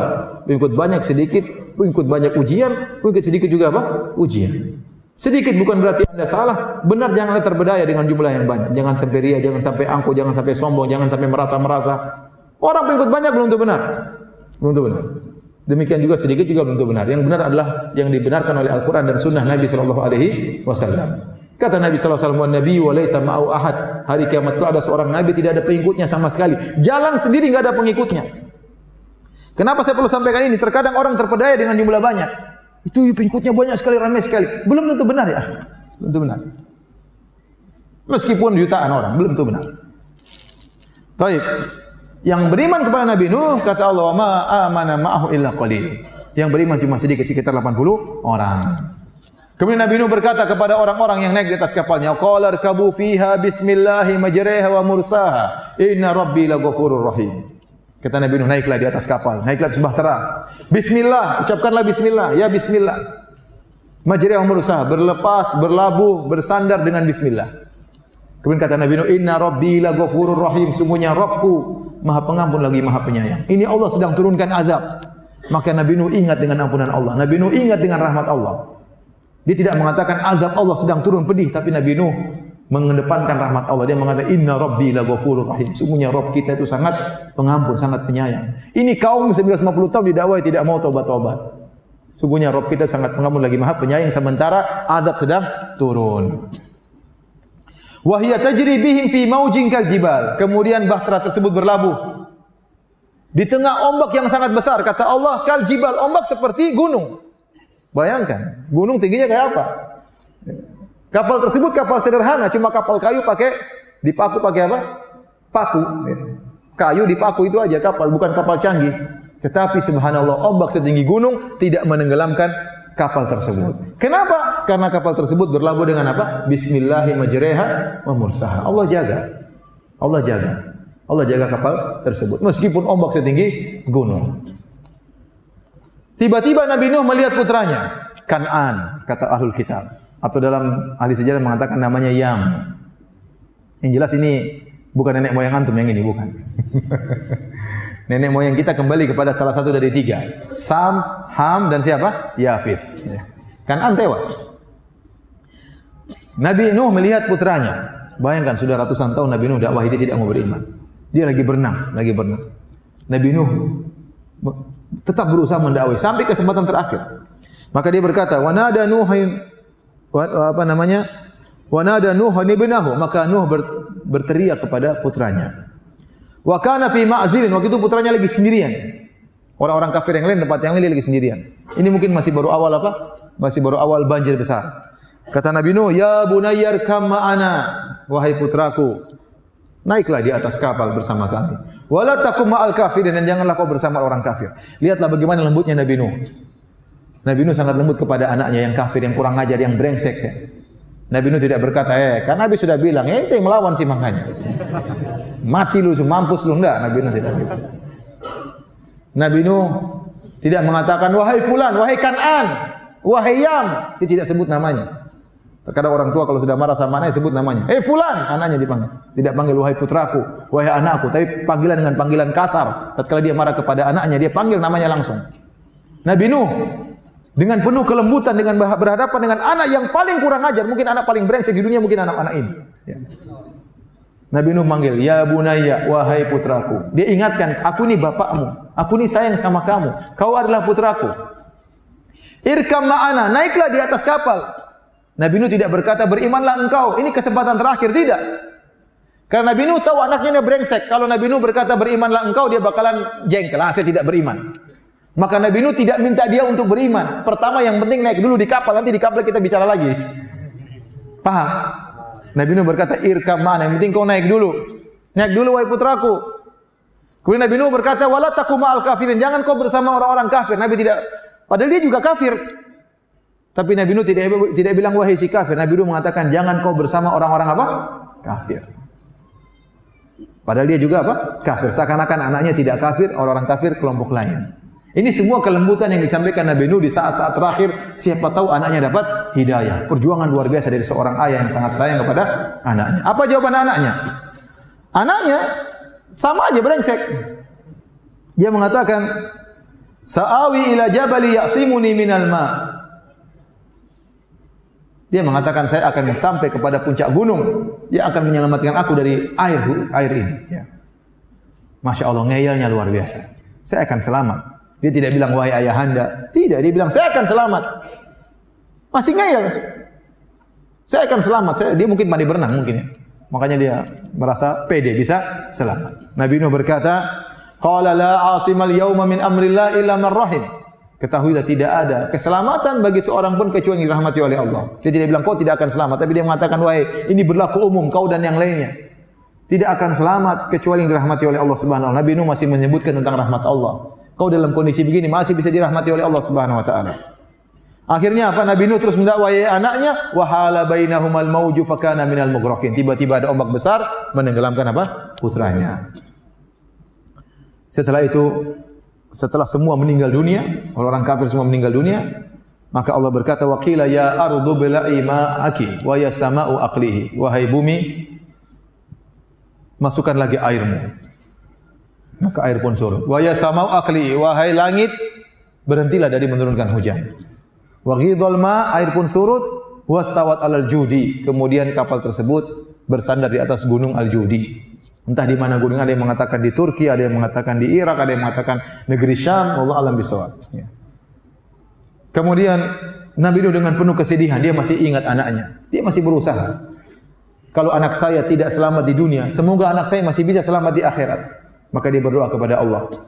Wa nada Nuhu rabbahu, maka Nabi Nuh berdoa, faqala rabbi inna ibni min ahli. Ya Rabbku, sungguhnya putraku itu yang meninggal adalah anakku, termasuk dari keluargaku. Wa inna wa'dakal haq, dan kau telah berjanji dan janjimu benar. Kau tidak akan menyelisih janji. Kau berjanji bahwasanya engkau berjanji ya Allah akan menyelamatkan keluargaku. Ini ada dari keluargaku.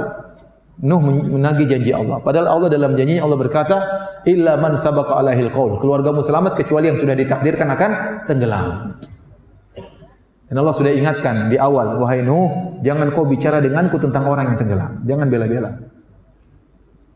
Ternyata Nabi Nuh karena sayangnya kepada anaknya, dia lupa dengan itu semua. Sayangnya kepada anaknya. Padahal anaknya sangat brengsek. Wa anta ahkamul hakimin, dan engkau adalah zat yang paling bijaksana. Apa kata Allah? Ya Nuh, innahu laisa min ahlik. Wahai Nuh, anakmu itu, Kan'an itu, Yam itu bukanlah dari keluargamu.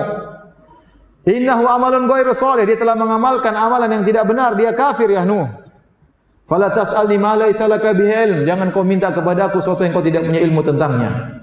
Inni a'idzuka an takuna minal jahilin. Aku nasihati engkau wahai Nuh, jangan sampai kau termasuk orang-orang yang jahil. Allah tegur Nabi Nuh, tidak boleh minta seperti itu. Ini kafir sudah selesai, tidak bisa selamat. Maka kata Nabi Nuh, qala rabbi inni a'udzubika an as'alaka ma laysa li bihi ilm. Ya Rabbku, aku berlindung kepada engkau dari memohon perkara yang aku tidak punya ilmu tentangnya. Wa illa taghfirli wa tarhamni. Kalau kau tidak ampuni aku, kau tidak rahmati aku, ya, aku minal khasirin, maka aku akan termasuk orang-orang yang merugi. Akhirnya Allah mengatakan, wahai Nuh, bersandarlah engkau dengan penuh keselamatan, turunlah engkau dari kapal dengan penuh keberkahan. Ya. Setelah itu Allah berfirman di akhir ayat, tilka min amba'il ghaibi nuhiha ilaik. Inilah sebagian dari berita-berita gaib yang pernah terjadi di masa lalu yang kami wahyukan kepada engkau wahai Muhammad. Ma kunta ta'lamuha, kau tidak pernah tahu tentang kisah ini wahai Muhammad. Wala qaumuka, dan kaummu juga tidak pernah tahu tentang kisah ini. Allah berkata apa? Fasbir innal aqibata lil muttaqin. Bersabarlah engkau wahai Muhammad.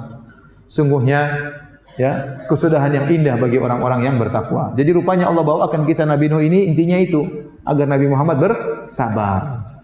Sekarang kau diintimidasi, kaummu disiksa, sebagian dibunuh di kota Mekah, sabar. Kesudahan yang indah akan bersama orang-orang yang bertakwa. Jadi inilah kisah Nabi Nuh alaihissalam yang bisa kita sampaikan dari ayat-ayat dalam Al-Quran. Semoga bermanfaat bagi kita semua. Ya. Kurang lebihnya saya mohon maaf. Kalau ada yang bertanya saya persilahkan. Wallahu ta'ala alam bisawab. Di antara pertanyaan yang masuk, ya banyak pertanyaan, tentunya tidak semua bisa saya jawab. Di antara pertanyaan, Ustaz, bolehkah kita meyakini bahwa kapal yang dibuat oleh Nabi Nuh adalah bahan kayunya berasal dari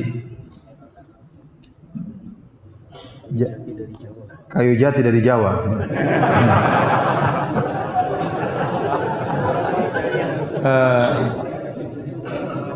Enggak, kalau namanya keyakinan harus pakai dalil ya. Kalau enggak ada dalil enggak boleh diyakini. Keyakinan itu akidah. Keyakinan itu harus pakai dalil. Tidak boleh kita berakidah sembarangan. Enggak boleh. Anda meyakini ya bahwasanya kapal Nabi Nuh dari kayu jati, dari mana dalilnya? Dari mana dalilnya? Ya. Apakah Sam pernah cerita sama Anda? Ham pernah cerita sama Anda? Atau Kan'an pernah cerita sama Anda? Ya, kalau ada dalilnya, apa kalau nggak ada ya? Kalau kita bilang katanya ya katanya di mana-mana ada ya. Ada yang mengatakan kapal Nabi Nuh berasal dari kayu koka. Ya. Makanya saya pernah ditanya, Ustadz ini ada bagaimana hukum membeli tasbih yang terbuat dari kayu kapal Nabi Nuh ya. Jadi mereka meyakini penjual tasbih yang bikin iklan ya. Ini kayu koka ini buat tasbih ini yang bikin kapal Nabi Nuh pakai kayu ini ya. Malah penjual pada beli ya. Jadi kalau ada dalilnya, terus itu kalau Allah tidak cerita dari kayu apa ya sudah nggak usah kita bahas, nggak ada begitu manfaatnya, nggak ada manfaatnya. Terus kalau dia dari kayu jatuh terus kenapa emang? Nggak ada hubungannya. Jadi tidak perlu kita meyakini yang tidak ada dalilnya.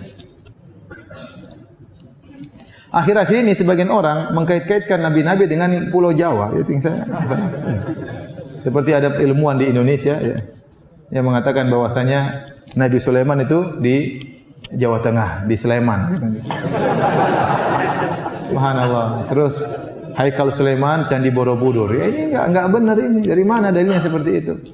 Kalau Nabi Sulaiman pernah tinggal di Sleman, harusnya orang-orang Sleman mirip-miripnya wajahnya mirip-mirip apa? Mirip-mirip orang Yahudi. Nabi Sulaiman kan dari Bani Israel itu tidak? Ya, harusnya wajahnya mancung-mancung, bangir-bangir ya. Tapi kayaknya sama-sama aja dengan kita, enggak ada beda jauh.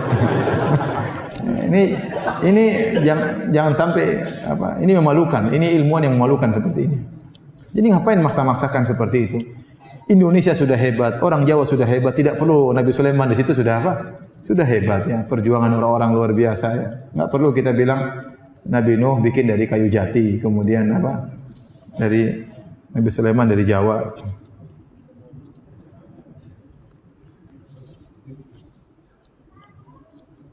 Bagaimana hubungannya tauhid dengan wanita yang berbakti kepada suaminya dan anak yang berbakti kepada orang tuanya? Apakah ada hubungannya? Sebenarnya di antara bukti tauhid yaitu orang tunduk kepada perintah Allah. Makanya Ibnu Qayyim rahimahullah tatkala menjelaskan tauhid, dia tidak membahas tauhid secara makna sempit. Bahwasanya maknanya adalah jangan berbuat syirik saja. Tapi tauhid itu segala perintah Allah yang kita kerjakan itu adalah ibadah, dan ibadah itulah adalah bentuk daripada tauhid. Dan di antara ibadah yang sangat agung adalah berbakti kepada orang tua. Makanya Allah gandengkan antara berbakti kepada orang tua dengan tauhid. Wa'budullaha wa la tusyriku bihi syai'a. Ya. Anishkurli wa liwalidayka ilayyal masir. Ya. Allah gandengkan. Beribadalah kepada Allah saja, tauhidkanlah Allah dan berbaktilah kepada orang tua. Allah gandengkan tauhid dengan berbakti kepada kedua orang tua. Ini menunjukkan berbakti kepada orang tua adalah salah satu ibadah yang sangat utama, yang sangat mulia. Nah, kalau orang tidak mengerjakannya berarti dia pentauhidan kepada Allah rendah. Maka omong kosong ada orang mengatakan dia sunnah bertauhid ternyata tidak berbakti kepada orang tua. Berarti dia kurang mengagungkan Allah Subhanahu wa taala. Kalau dia mengagungkan Allah harusnya dia berbakti kepada orang tua. Sama Nabi yang pernah berkata kepada para wanita, kata Nabi, "Unzuri aina anti minhu fa innahu jannatuki aw naruki." Wahai sang wanita, lihatlah engkau di posisi suamimu, di hati suamimu, posisimu di hati suamimu. Sungguhnya suamimu itu adalah surgamu atau nerakamu. Ini dalil bahwasanya berbakti kepada suami adalah perkara yang sangat besar. Dan Nabi SAW berkata, "Lau kuntu amiran ahadan an yasjuda li ghairillah la amartul mar'ata an tasjuda li zawjiha." Kalau saya boleh merintahkan orang untuk sujud kepada selain Allah, maka saya akan perintahkan wanita sujud kepada suaminya. Ini berarti tunduk kepada suami, taat kepada suami, pahalanya besar, ibadah sangat tinggi. Makanya Nabi SAW bersabda, ya, tentang wanita yang dijamin masuk surga dari pintu mana saja yang dia kehendaki. Idza shallatil mar'atu khamsaha, kata Nabi, kalau seorang wanita salat 5 waktu, wa shamat syahraha, dan dia puasa di bulan Ramadan, wa hafizat farjaha, dia menjaga kemaluannya, wa ata'at ba'laha, dia taat kepada suaminya. Qilalah, dikatakan kepadanya, udkhilil jannata min aybabin syi'ti, masuklah engkau dalam surga dari pintu mana saja yang kau kehendaki. Dia mudah untuk wanita untuk masuk surga. Salat 5 waktu.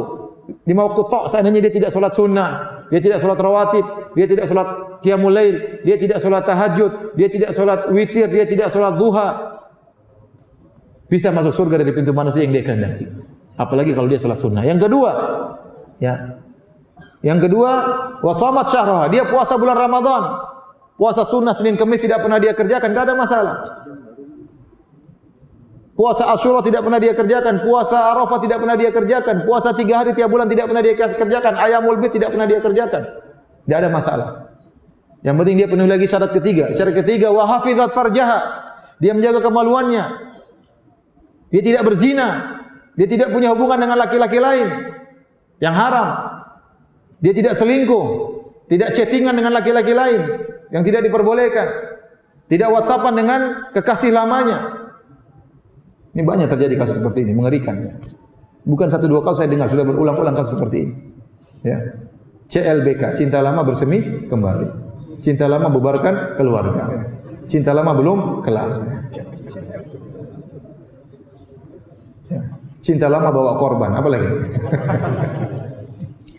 Ya, jadi akhirnya apa terjadi hubungan-hubungan relasi-relasi yang haram.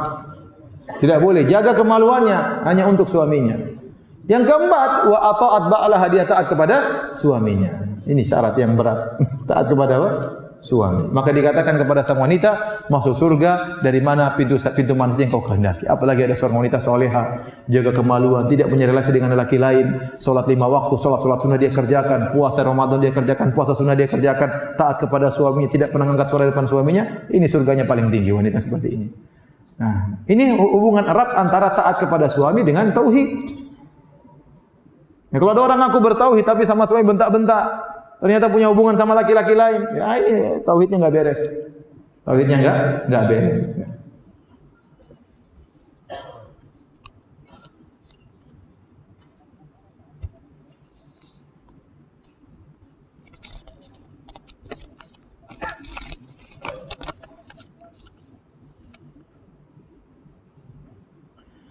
Maaf, pertanyaan saya melenceng dari topik.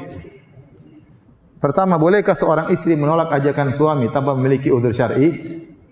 Jadi suaminya ngajak berhubungan kemudian ditolak tanpa udzur syar'i, enggak boleh. Ya. Nabi telah bersabda, "Idza da'a ar-rajulu imra'atahu ila firashihi fa'abat fabata ghadban la'anatal malaikatu hatta tusbih." Dalam riwayat yang illa kana alladhi fis sama' sakhitan 'alaiha. Kata Nabi sallallahu alaihi wasallam, jika seorang suami mengajak istrinya untuk digauli di tempat tidurnya, lantas sang istri enggan untuk digauli oleh suaminya, maka suaminya pun tidur dalam kondisi marah, maka malaikat akan melaknat sang wanita sampai pagi hari. Di antara perkara yang sangat diwajibkan, di antara bentuk ketaatan yang sangat diwajibkan bagi seorang istri adalah mentaati suami tatkala suami mengajak untuk berhubungan. Kalau dia punya udzur syar'i, tidak ada masalah. Ya. Dia sakit atau dia sangat letih.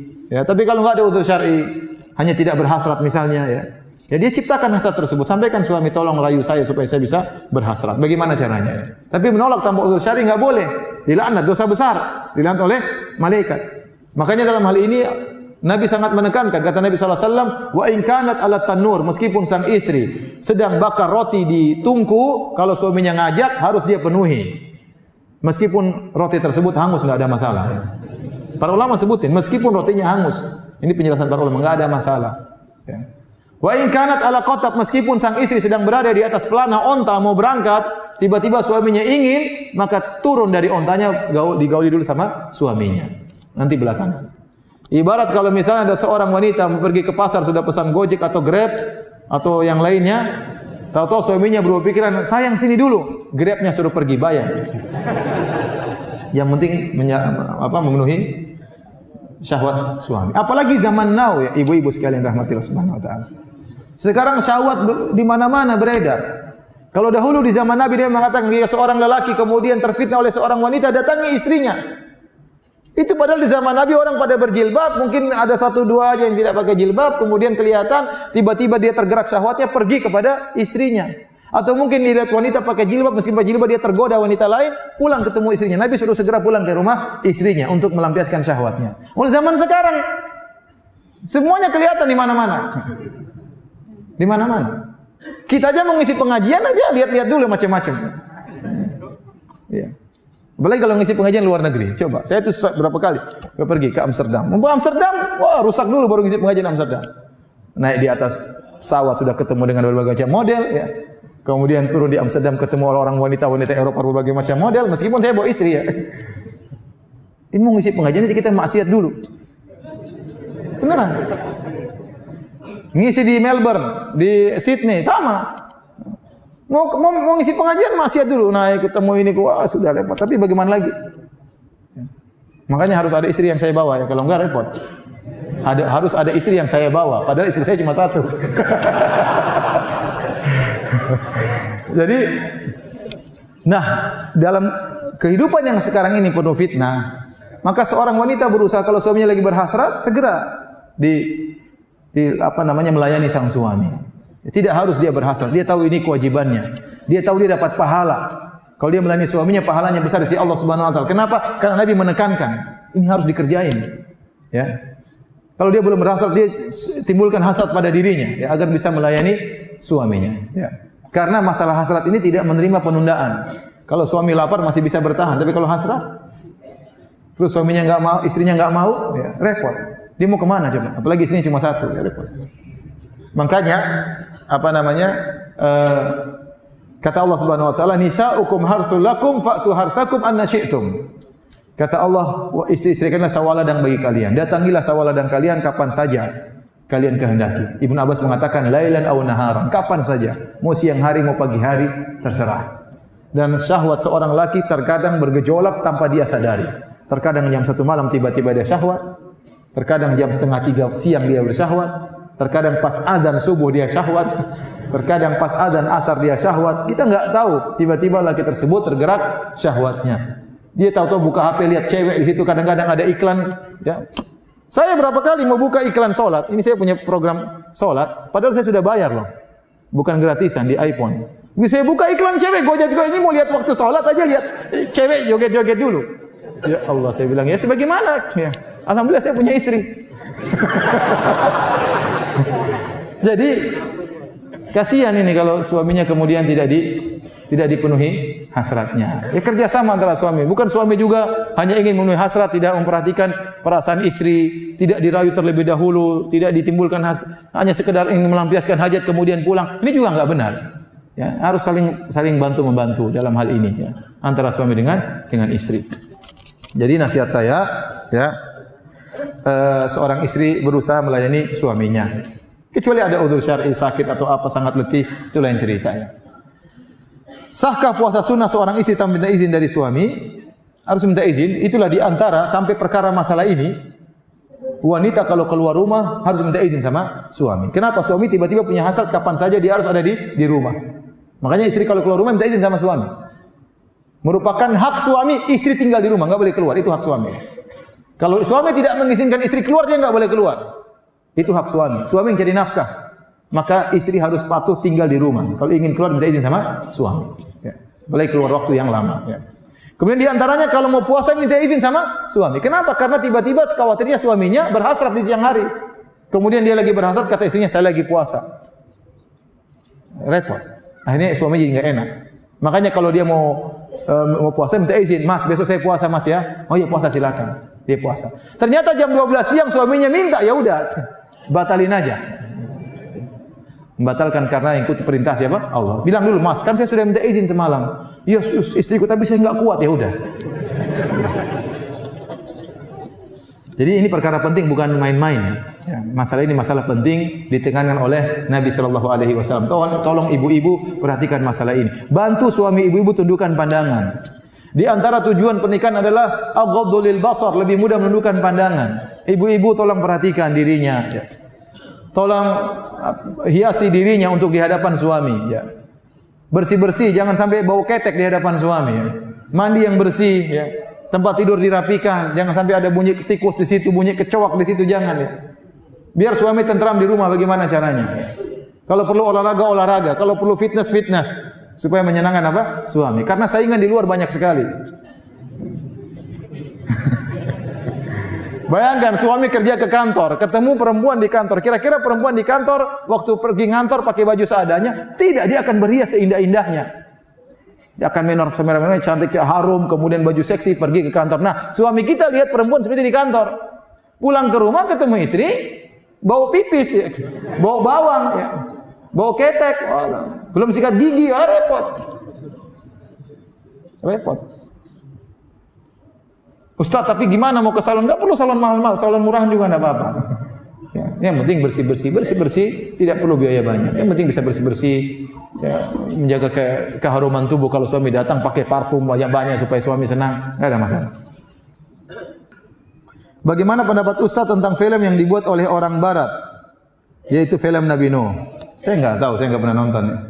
Saya enggak tahu. Allah alam. Tapi ya, apa sumber mereka? Tentu ceritanya itu tidak bisa kita benarkan. Ya, sumber mereka pasti bukan Al-Quran dan Sunnah. Ya, ceritanya. Ini pasti cerita dari sumber mereka. Ini ditambah-tambahin supaya terkesan lebih lebih dramatis dan lain-lainnya. Tidak usah dipercaya.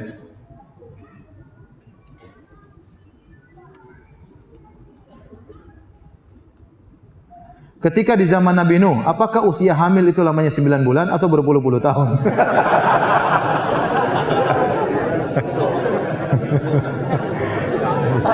Allah alam, saya enggak tahu. Terus kalau ente tahu buat apa juga?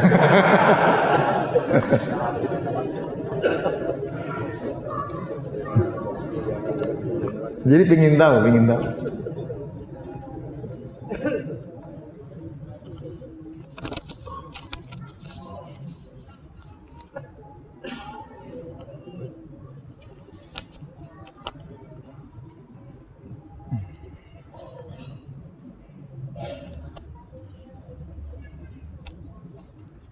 Ustadz, anak ingin berpoligami. Ini mewakili banyak orang ya. Tapi istri anak melarang. Ini juga mewakili banyak orang. Padahal istri saya sudah ngaji sunnah. Mohon nasihatnya. Ya bersabar.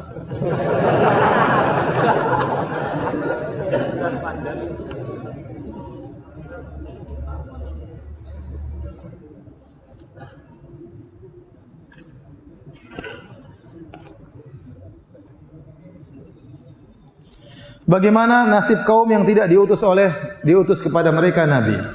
Kaum yang tidak diutus kepada mereka nabi atau tidak sampai dakwah kepada mereka sama sekali, Allah berfirman, "Wa ma kunna mu'adzibina hatta naba'atha rasula." Kami tidak akan mengadab satu kaum sampai kami mengutus seorang rasul kepada mereka, atau yang mewakili rasul seperti para dai, atau tulisan-tulisan buku-buku yang membawa dakwah para rasul. Kalau ternyata ada satu kaum yang sama sekali tidak ada dakwah sampai kepada mereka, tidak ada ustaz sampai kepada mereka, tidak ada berita Islam sampai kepada mereka, maka urusan mereka diserahkan kepada Allah. Maka nanti di akhirat Allah akan bangkitkan mereka dan Allah akan uji mereka dengan cara Allah Subhanahu wa taala. Sebagaimana datang dalam hadis, ada seorang yang buta dan tuli dan bisu, ya bagaimana dia mau didakwahi? Dia enggak bisa ngomong, dia enggak bisa dengar. Terus ente dakwahi gimana? Bagaimana anda menjelaskan sama dia? Dia enggak ngerti mau dijelaskan. Ya, orang ini dapat uzur, nanti di hari kiamat dia akan diuji dengan ujian dari Allah Subhanahu wa taala. Ustaz, dalam dakwanya Nabi Nuh banyak halangannya, demikian juga dakwah sunnah di sini. Ada dakwah sunnah yang kerjaannya menjelekkan ustaz sunnah yang lain karena tidak sepaham dengan pemahaman mereka. Hobinya mentahdir, enggak kasih salam, kalau ketemu wajahnya mencu. Apa itu mencu? Mencu itu apa? Hah? Gini. Mencucu dan enggak kasih salam. Ya sabar, terus ente sabar. Ente belajar dakwah kisah Nabi Nuh supaya apa? Bersabar. Apalagi saudara-saudara kita yang sudah paham sunnah gituin kita, ya udahlah, doain aja semoga dia dapat apa? Hidayah. Enggak usah ente mencu juga sama dia, enggak usah. Ya udah kasih salam ya sudah, enggak apa-apa. Enggak apa-apa. Ya sudah sabar ya. Enggak usah ikut-ikutan ya. Waktu kita cuma sebentar, hidup kita cuma sebentar ya. Kita mikirin orang seperti itu hanya kebahagiaan kita bisa terganggu ya. Masih banyak urusan kita yang bermanfaat, ngurusi anak, ngurusi istri. Kalau tidak mau didakwahi masih banyak orang yang mau didakwahi ya. Jangan terlalu pedulikan, jangan terlalu digubris ya. Dakwah jalan terus. Baik, demikian saja kajian kita yang saya sampaikan pada kesempatan ini, kurang lebih saya mohon maaf. Yang benar datang dari Allah Subhanahu wa taala, yang saya pribadi saya sendiri, semoga Allah mengampuni dosa-dosa kita. Kita tutup kafaratul majelis. Subhanallahi bihamdik asyhadu an la ilaha illa anta astaghfiruka wa atubu ilaik. Assalamualaikum warahmatullahi wabarakatuh.